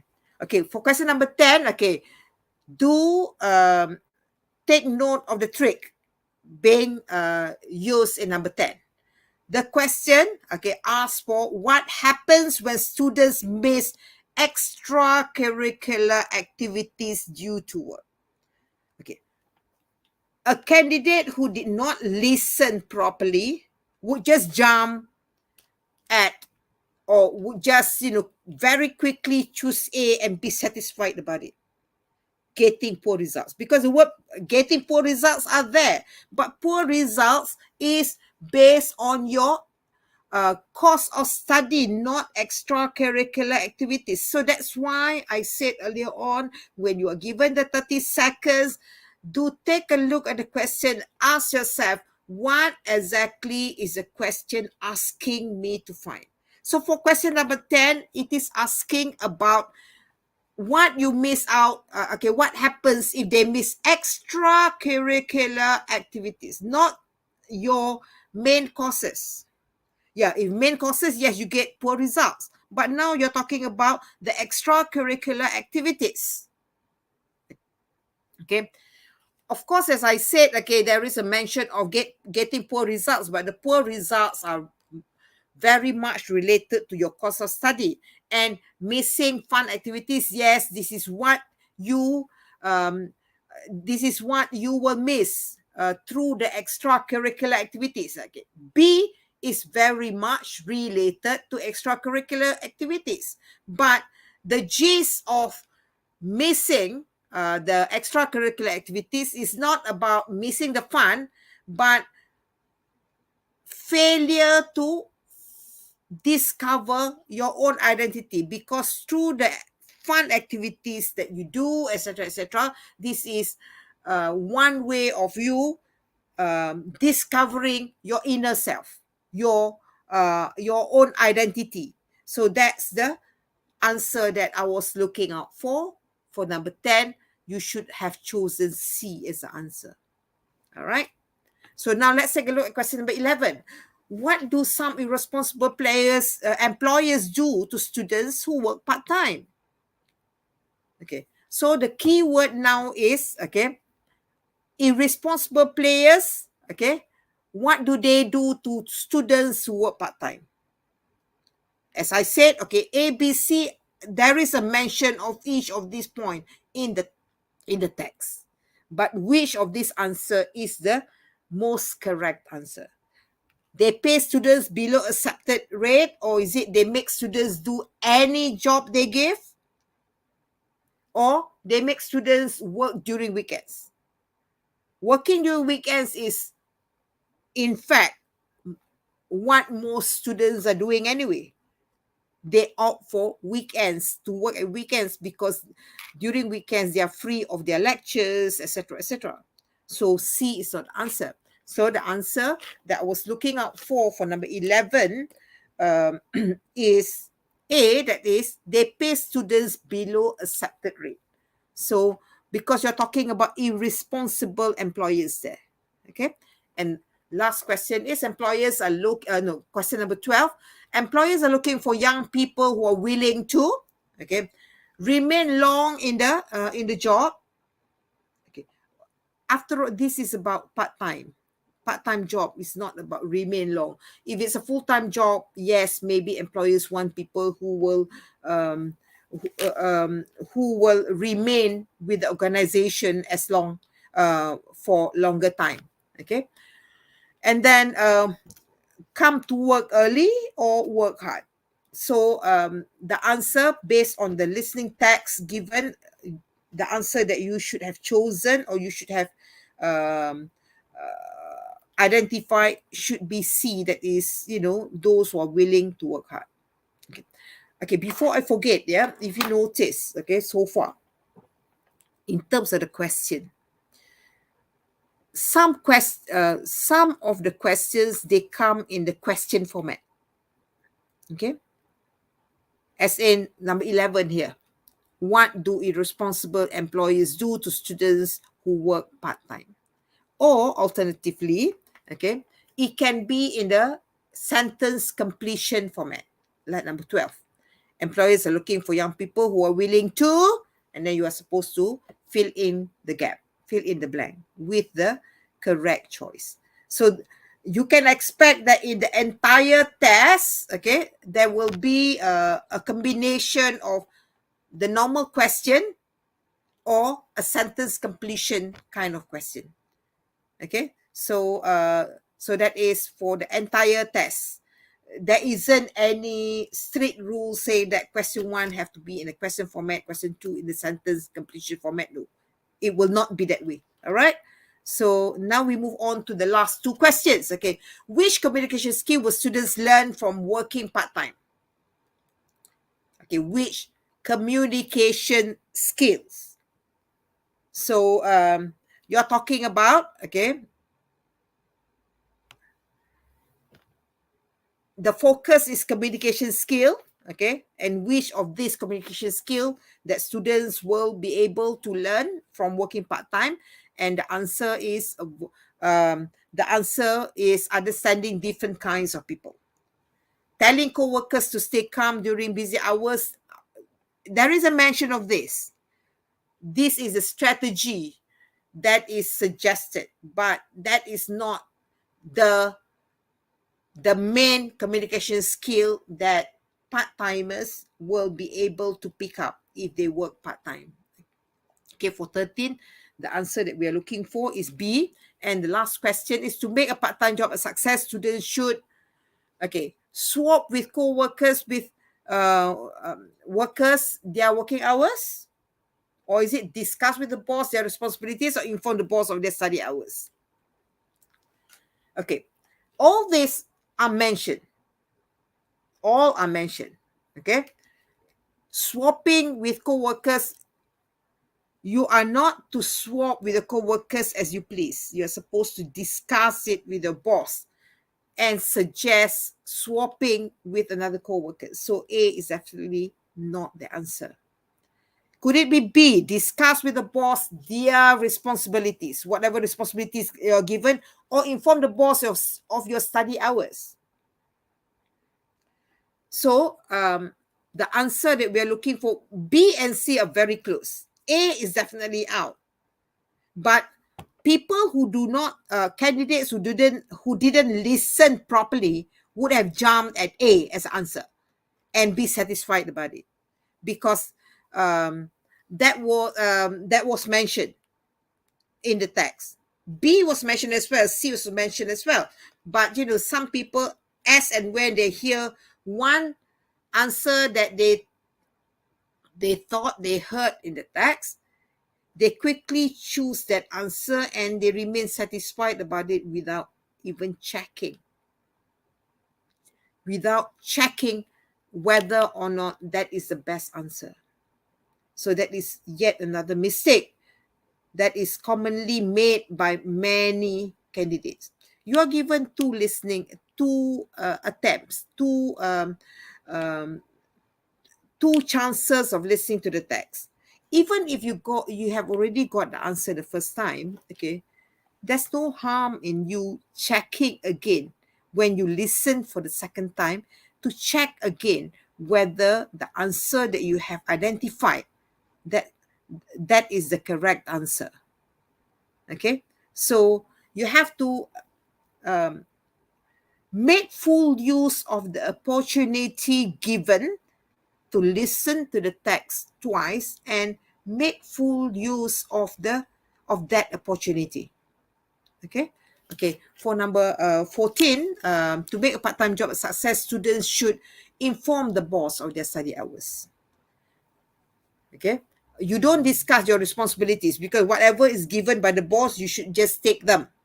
Okay, Okay, but the best answer will be C, that is to inform the boss of your study hours, because you want to make your part-time job a success as a student as well, right? Okay, now we move on to the next one, part 3. Okay, please part 3, do take note of part 3. Yeah, is a monologue, as I said earlier on, but the monologue will be spoken by 3 different speakers, but each of these speaker will be speaking on the same topic.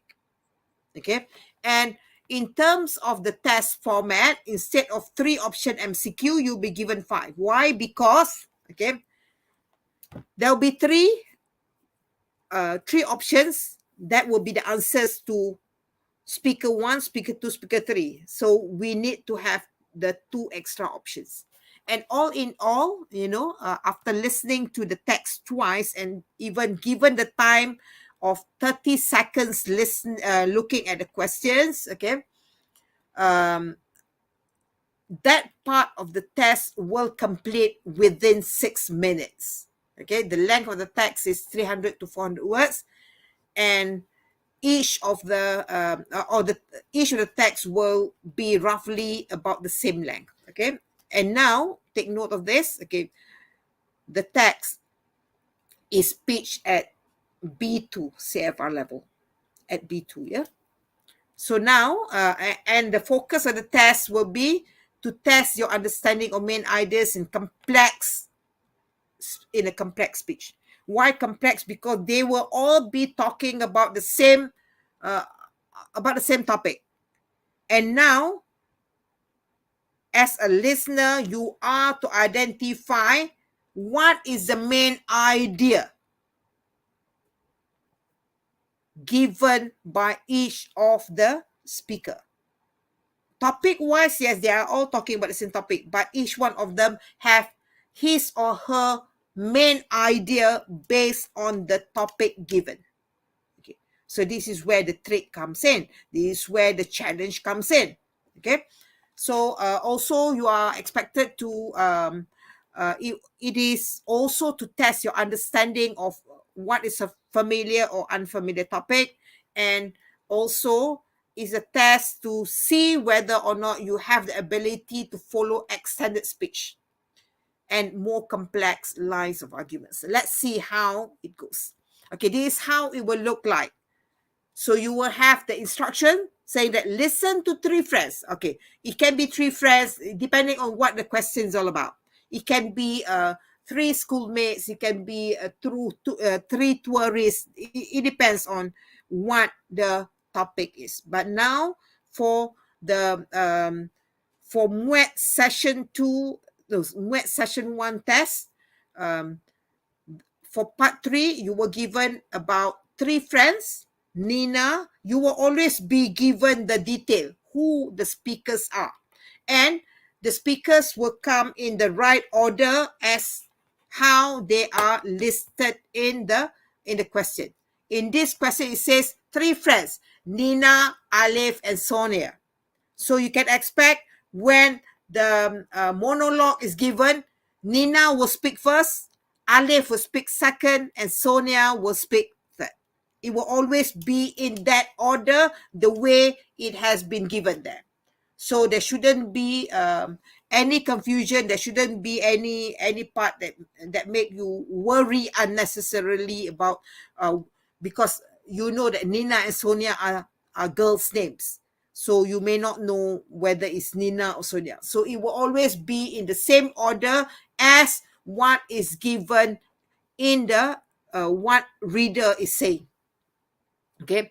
And now, okay, Nina, Alif, and Sonia talking about what they do on weekends.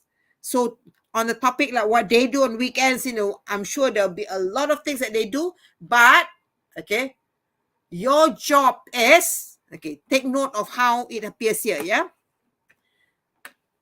In the box given here, okay, activities during weekends, these are the activities mentioned by the speakers. Okay.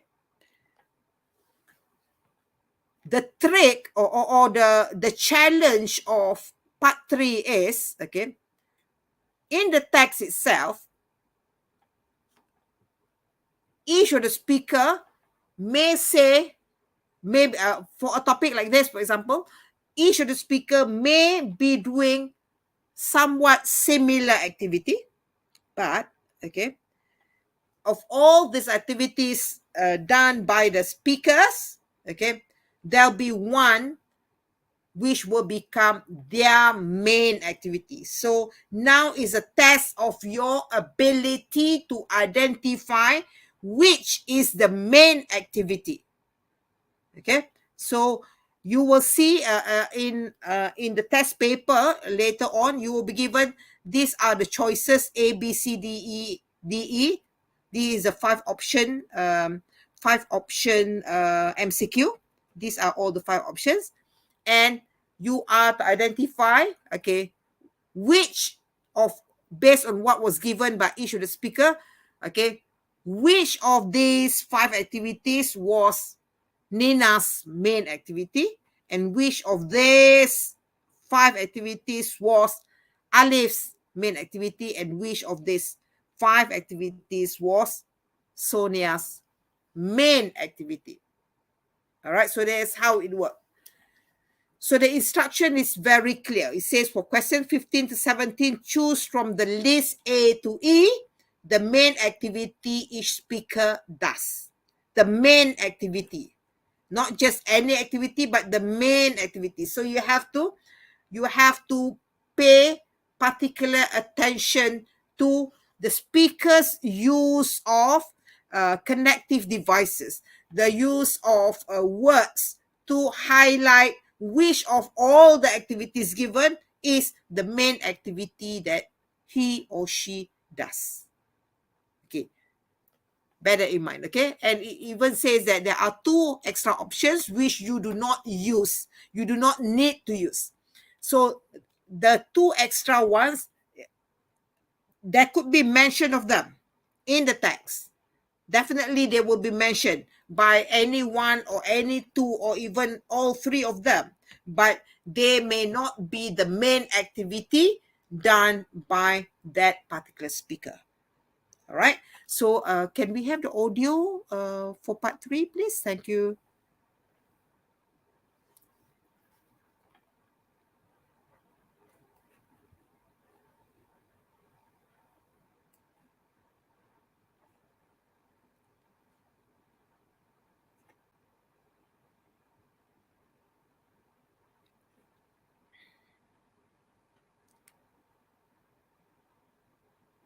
Now listen carefully and indicate your answers on the multiple choice answer sheet.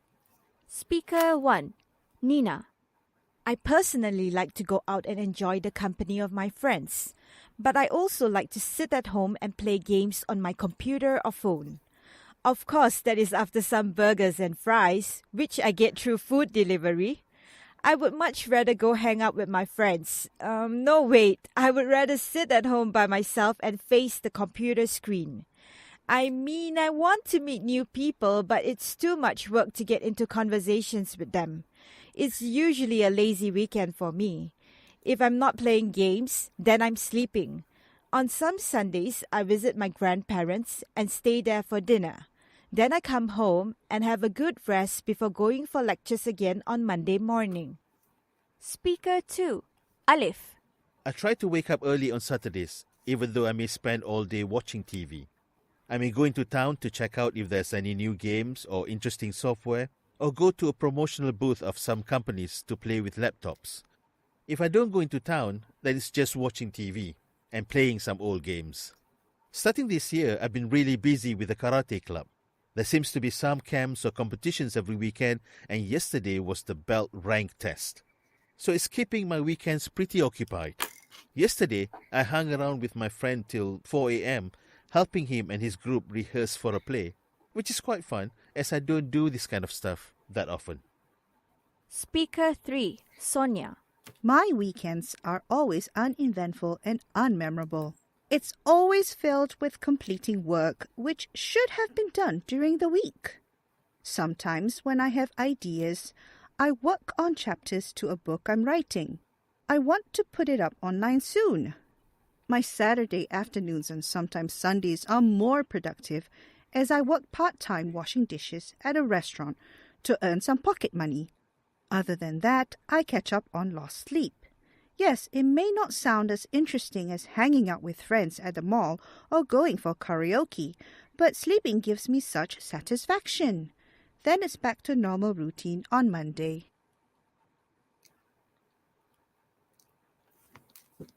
Now Right, you will listen to the recording. ladies and gentlemen, as you can see, okay, for part 3, okay, all the choices, visiting relatives, working part-time, joining competitions, going out with friends, playing computer games, at least one or two speakers spoke about them.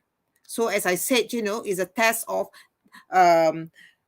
your ability to identify which of all the list of activities done by the different speakers as the main activity for them, because there are a lot of distractors in the text itself, whereby, for example, one of them mentioned about visiting the grandparents, but this happens not often, on maybe once or twice, but not the main activity on the weekend. And like, for example, there was a mention of playing computer games, for example, done by Ale, for example, but that is not the main thing he did at his weekends, for example. And the same goes with Sonia as well. So I hope, because we are running out of time, so I hope that from this you have been able to identify the main activity. For Nina, her main activity was playing computer games, although she went on and on about sleeping in, for example, catching up with sleep, but catching up with sleep is not in the list there. All right, so the next one, the most thing that she did was playing computer games. And for Alif, it was joining competitions, because he went on and on talking about in recent months, there have been competitions of which that has been keeping him occupied in the weekends. So that will be the answer, joining competitions. And for Sonia, it will be working part-time. All right. So if I can move on to the next one, part 4. Again, it's a dialogue, 3-option MCQ. All in all, it will take 10 minutes. The focus is at B2 level. Okay, if I can just go through this very quickly. So for part 4, okay, this is at B2 level. So it's a lot more challenging. As I've mentioned, you can expect that the vocabulary used in the question and the vocabulary used in the options may not be in the exact wording as what was used in the listening text itself. All right. Okay, if we can play part 4 for me, please.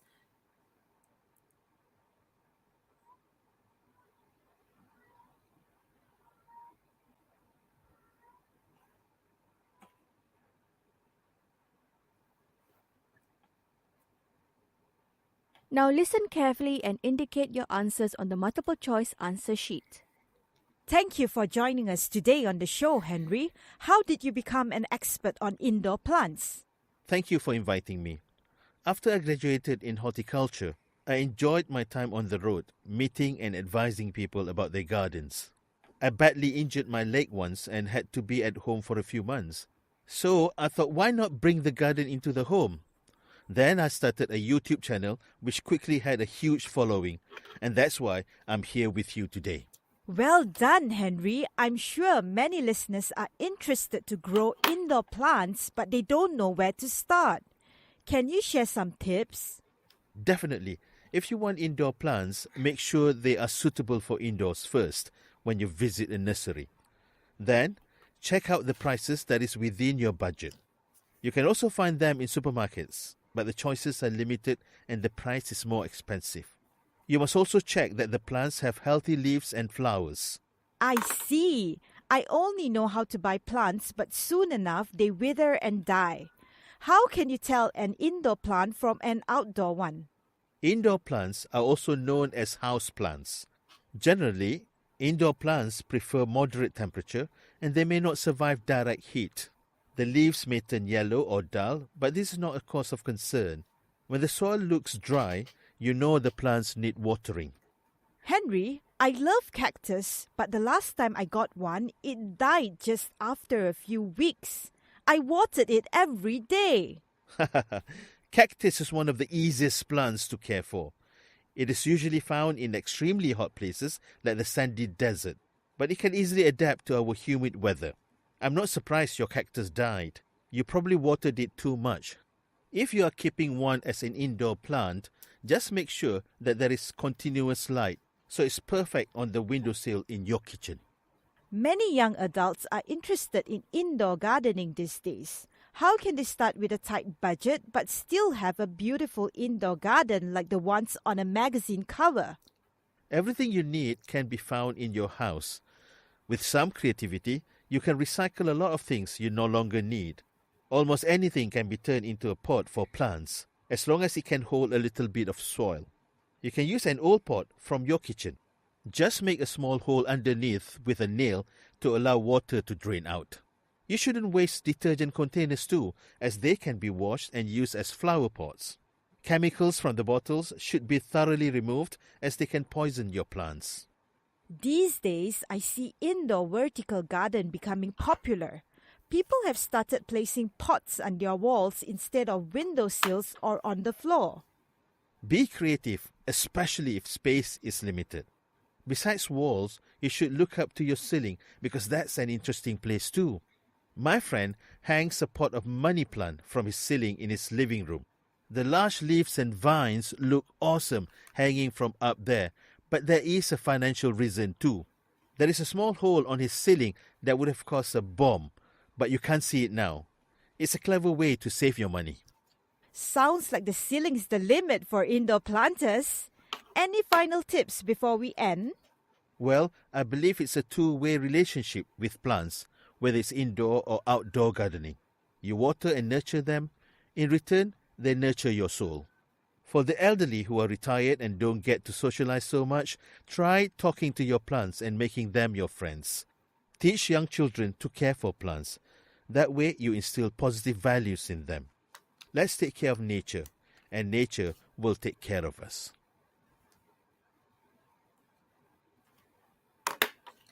All right, Now you ladies will and gentlemen, I'm sure you noticed by now at part 4, the answers are not as straightforward anymore because it makes you think of the possible answers. And I'm sure you noticed that, okay, the choices of answer are very close.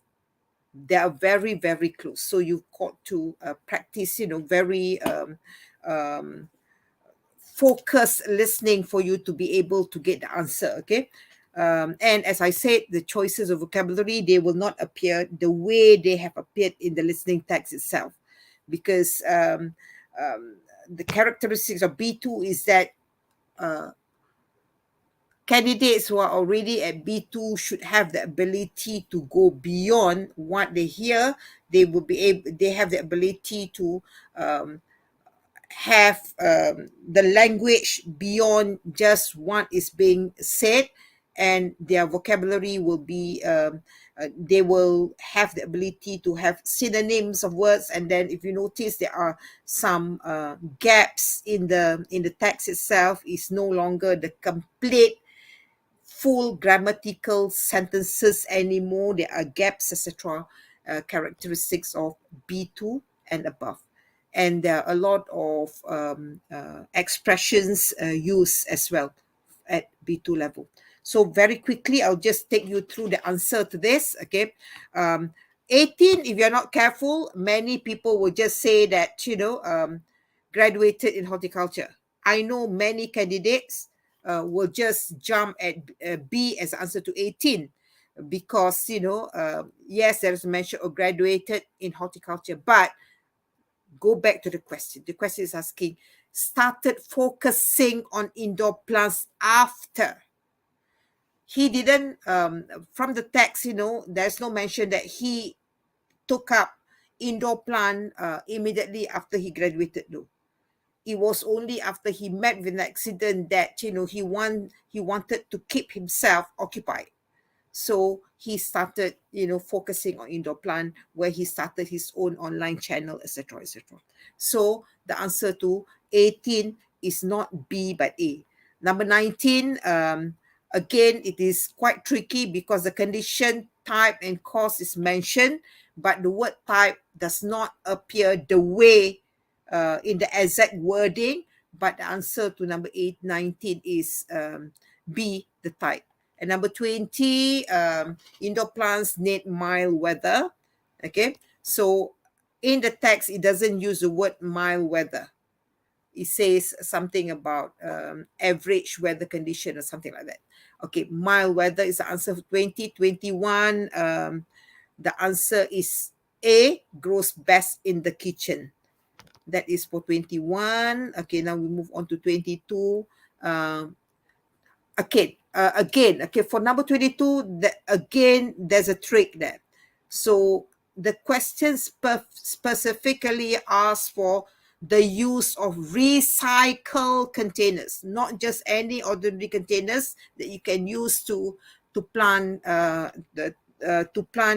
indoor plants in, but the use of containers, because people who may not focus on the word recycle containers may just, happily choose A as the answer, because, the speaker went at length talking about anything, any container can be used to plant indoor plants as long as you make holes so that water can flow through. Yes. But that is not what the question is asking, because the question is asking about recycled containers. So the answer should be wash thoroughly. Okay. Number 23, hanging a plant from the ceiling is a creative way, mainly to, okay, all was mentioned, to add beauty, to utilize limited space, and to hide unwanted defects. But the answer that we were looking for is add beauty. And not, in the case of his friend, yes, it was done because, you do it with yet another purpose, to hide an unwanted defect in the ceiling, only for the case of his friend. But this question now is talking about in general. So the answer is to add beauty. And number 24, listeners should do gardening because it promotes not friendliness, not social skills, but well-being. 24. Okay, now we move on to the last part. Last part, as I've said, there are 3 dialogues. Dialogue 1, 2, and 3, and each of the dialogue, there will be 2 questions asked. So for dialogue 1, 25, 26, okay, and 27, 28 based on dialogue 2, and 29 and 30 based on dialogue 3. And now, as I mentioned earlier on, okay, the first dialogue is pitched at B2 CFR level, but for dialogue 2 and 3 from part 5, it is focused at C1. Okay, so the test focus, you can take a look at that, but I want you to have a feel of what is happening now. If we can play audio 5, please.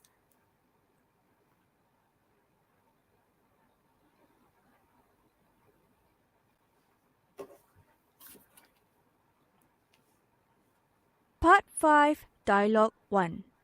Listen to a conversation between Dr. Azmi and the patient, Shireen, who suffers from motion sickness. As you listen, choose the correct answer for questions 25 and 26. You now have 15 seconds to look at the questions.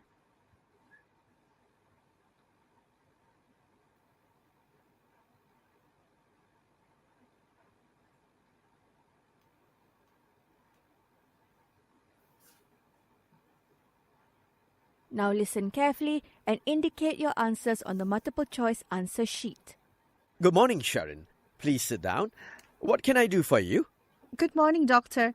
I suffer from motion sickness and it gets me down when I think of traveling. I hate being sick on a journey. Can you explain why I'm experiencing this every time I hop into a car? It's very common. It's not a life-threatening disease like diabetes or cancer. It's much related to traveling in cars, trains, boats, or aeroplanes. Those who suffer from this condition often break out in cold sweats and look pale. Some also get headaches, nausea, and tend to vomit. You have all these symptoms, Sharon? Yes, it's very embarrassing when I have episodes of vomiting. What's the root cause of this problem, doctor? When the inner ear senses that your body is moving up and down or sideways, but your eyes see a view that's static, this is when you begin to feel sick. This is because your senses send conflicting input to the brain. Does everyone suffer from this condition? No, it's genetic. You could have inherited this from one of your parents, or maybe your grandparents even. But there's one good news. If you suffer as a child, there's a likelihood that you will outgrow it when you reach adulthood. Is there any cure for this? I'm afraid not, but there are ways to help you feel better. The simplest is shut your eyes and try to nap. This stops the conflict between the eyes and the inner ear. You can also chew gums, suck on ginger slices or sweets. Alternatively, if you're in a car, choose the front passenger seat and let some fresh air in. If in a train, sit facing forward and look to the horizon. That makes sense, doctor. Can you prescribe some medication? Sure.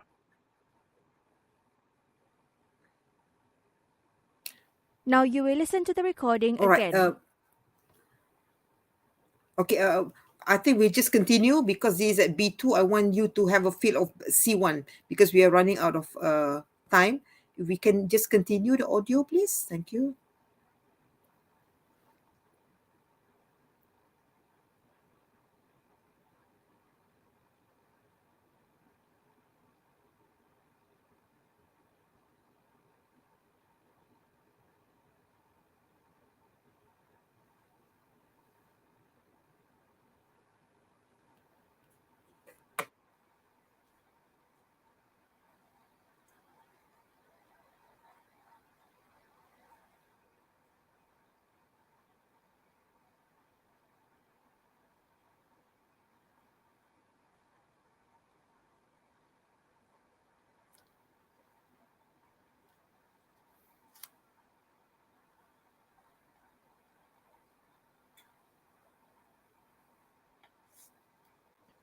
Good morning, Sharon.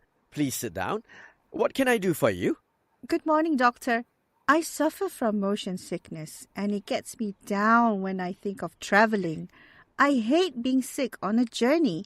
Can you explain why I'm experiencing this every time I hop into a car?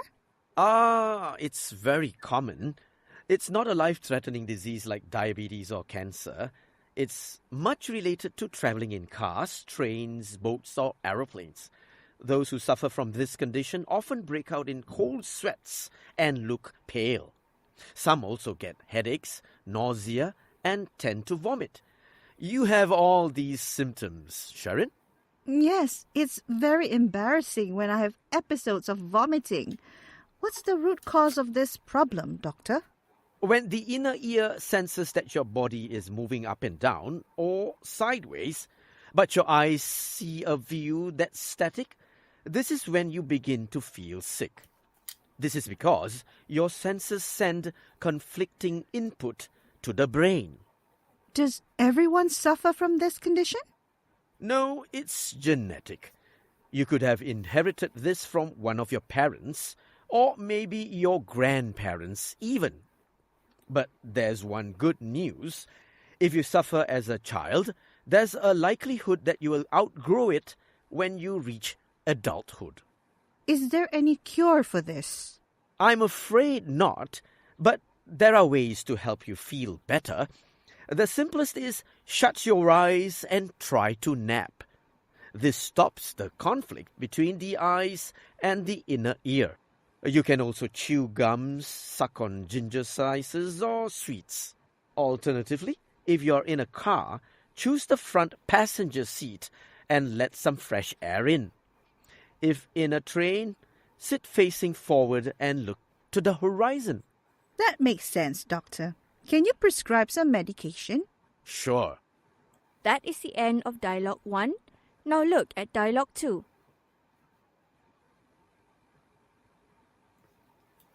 Dialogue 2. Listen to an interview between Nina and Mr. Nico, captain of the New Zealand rugby team. As you listen, choose the correct answer for questions 27 and 28. You now have 15 seconds to look at the questions.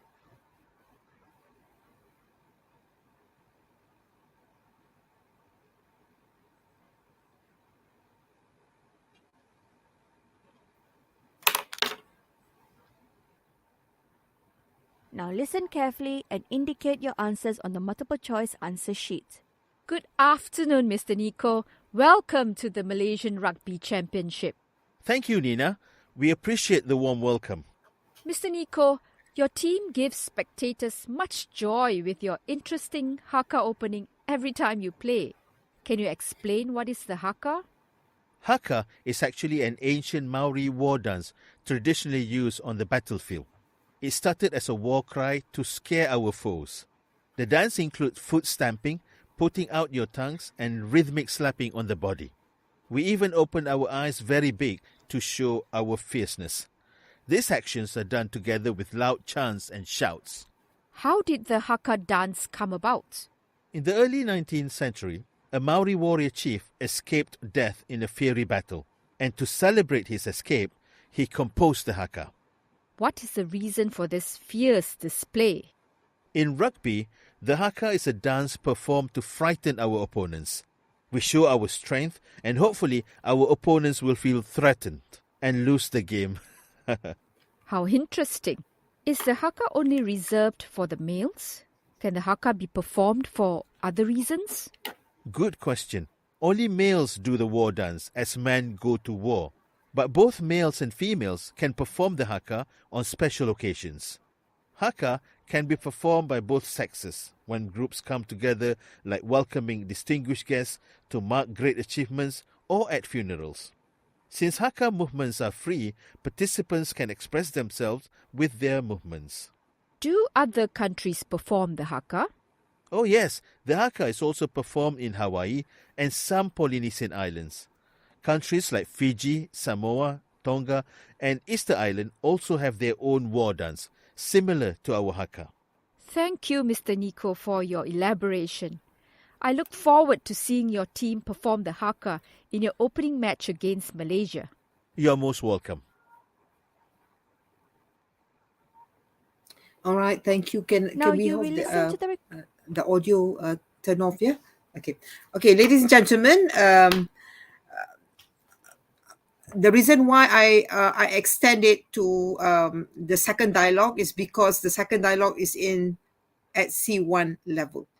As you can see, as I mentioned, as you progress in the parts of the listening test, it becomes harder and harder and harder. So this is at the typical level of a C1 level of CFR, whereby the topic is not a common everyday topic.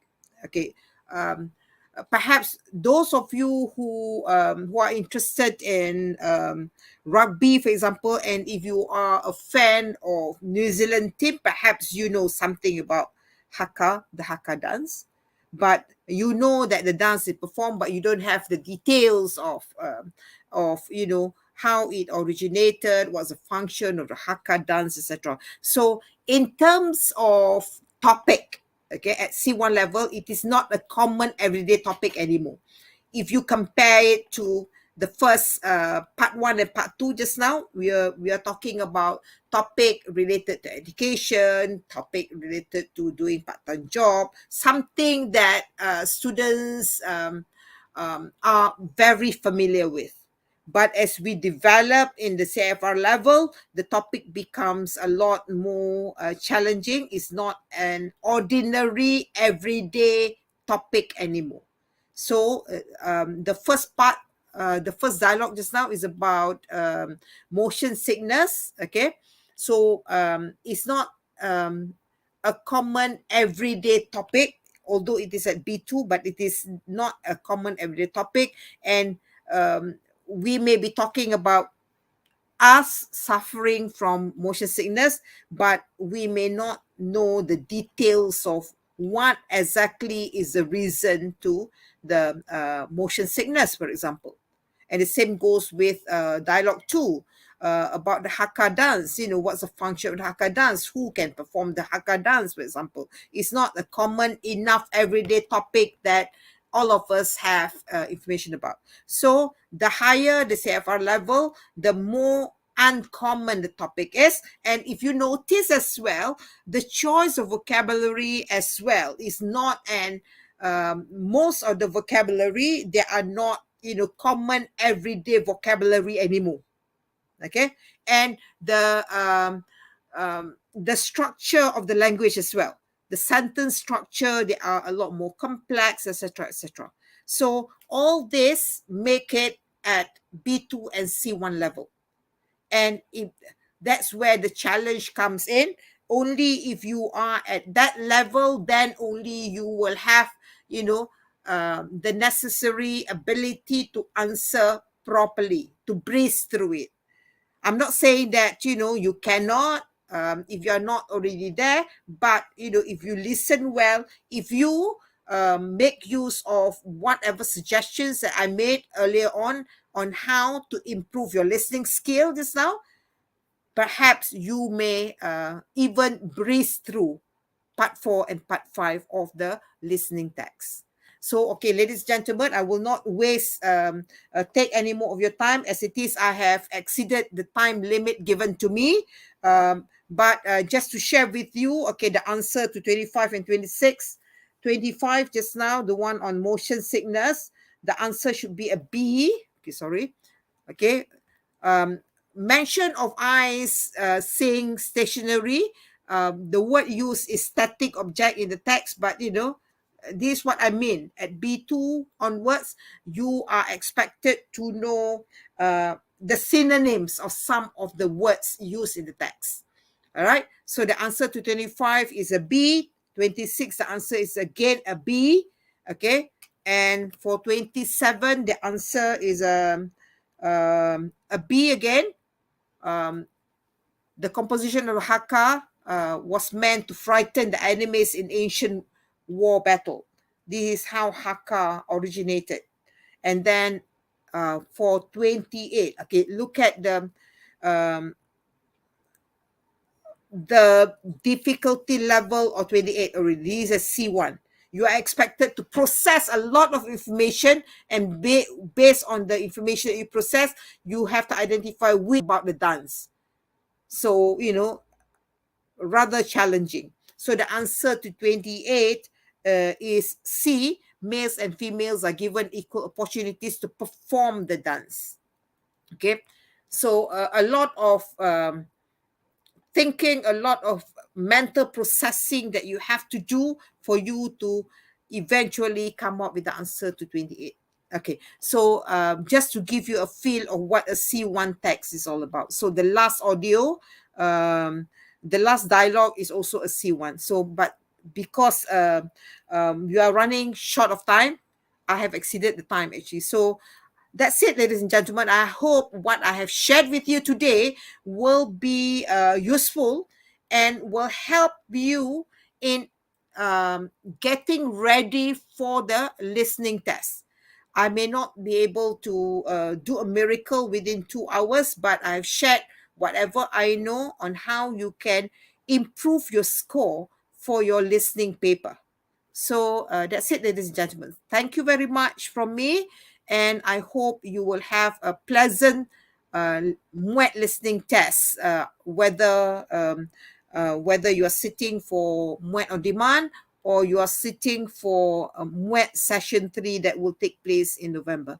So good luck from me. So thank you very much. And thank you, Mr. Daniel. Thank you so much, Associate Professor Fatima Puteh from the University of Nottingham, Malaysia. And it's so elaborate. Thank you so much. We walked through an entire 2.5 hours. Sorry, I took extra time because there are a lot of things I want to share. Yes. So sorry. We're most thankful, Prof. Thank you so much. Even I learned a lot. Yeah, we are preparing our students for MUET and our fellow colleagues here at the Pusat Asasi, Bengkel campus in UiTM. Thank you so much. Yeah, we really went through all the minute details. Yeah, and it was so elaborate. And now we know that. Let's look at the take-home advice. Shall I just summarize? I think the most important thing is selective listening. Prof, you mentioned. Yes. So the students will have to pinpoint and identify the important, relevant information as they progress through the recording, Yes. right? So and the questions go in sequence. So I think from the Yes. first line, and then they don't have to look. Don't have to listen Yes, for yes. merata-rata all for the questions. They go in Yeah, sequence. it is neatly organized actually. Neatly organized, yes, very nice. And no daydreaming. I like that advice you mentioned. No daydreaming until you finish all the 5 parts. No, So, I'm sharing this because yes. based on past experience, I've seen them. The 30 seconds or 15 seconds given. Yes. As and when they hear the reader said, they start daydreaming and that they are not there. Precisely, So you're right. Yeah. that's why I highlight. Please Correct. make use of the time to identify what you need to find. Yes. What you need to look out for in the listening text. Yeah, this is because listening is sometimes harder than speaking. You got to concentrate. Oh yes. for 30 minutes, and inferences need to be done, especially when you talk about the dialogues. You need to infer the three different monologue speakers, etc., etc. And anyway, so all in all, that's it. As they say, 2.5. Yeah, nice, elaborate. I tell you, really was good. Very comprehensive, Prof. Thank you so much. And I bet all of us, our students here from Pusat Asasi, Bengkel, as well as those who are from around the country who managed to log on, they'll be very appreciative. They could benefit from all the tips and strategies that you mentioned today. So clear and in preparation for the coming session 3, and as mentioned. So without any more time taken, we thank you so much again on behalf of the UiTM APB, Academy Pengajian Bahasa Collaborative Teaching Committee Initiative. We should thank Majlis Peperiksaan for Malaysia, the Malaysian Examinations Council, for inviting the two guest speakers today, Associate Professor Fatima Puteh from University of Nottingham and Malaysia, and Puan Feruzi for speaking tips earlier on. Thank you so much. So it's good luck to our students out there and to our lecturers, fellow lecturers who are teaching our students as well. So I guess everybody is so enlightened today. Yeah, we are pleased to have you. We are most indebted to you, Associate Professor Fatima Puteh. Thank you so much. Thank you very much. Thank you very much for inviting me, actually. Inshallah, we'll have a good weekend. And before that, just to remind our students, are we showing the scan code?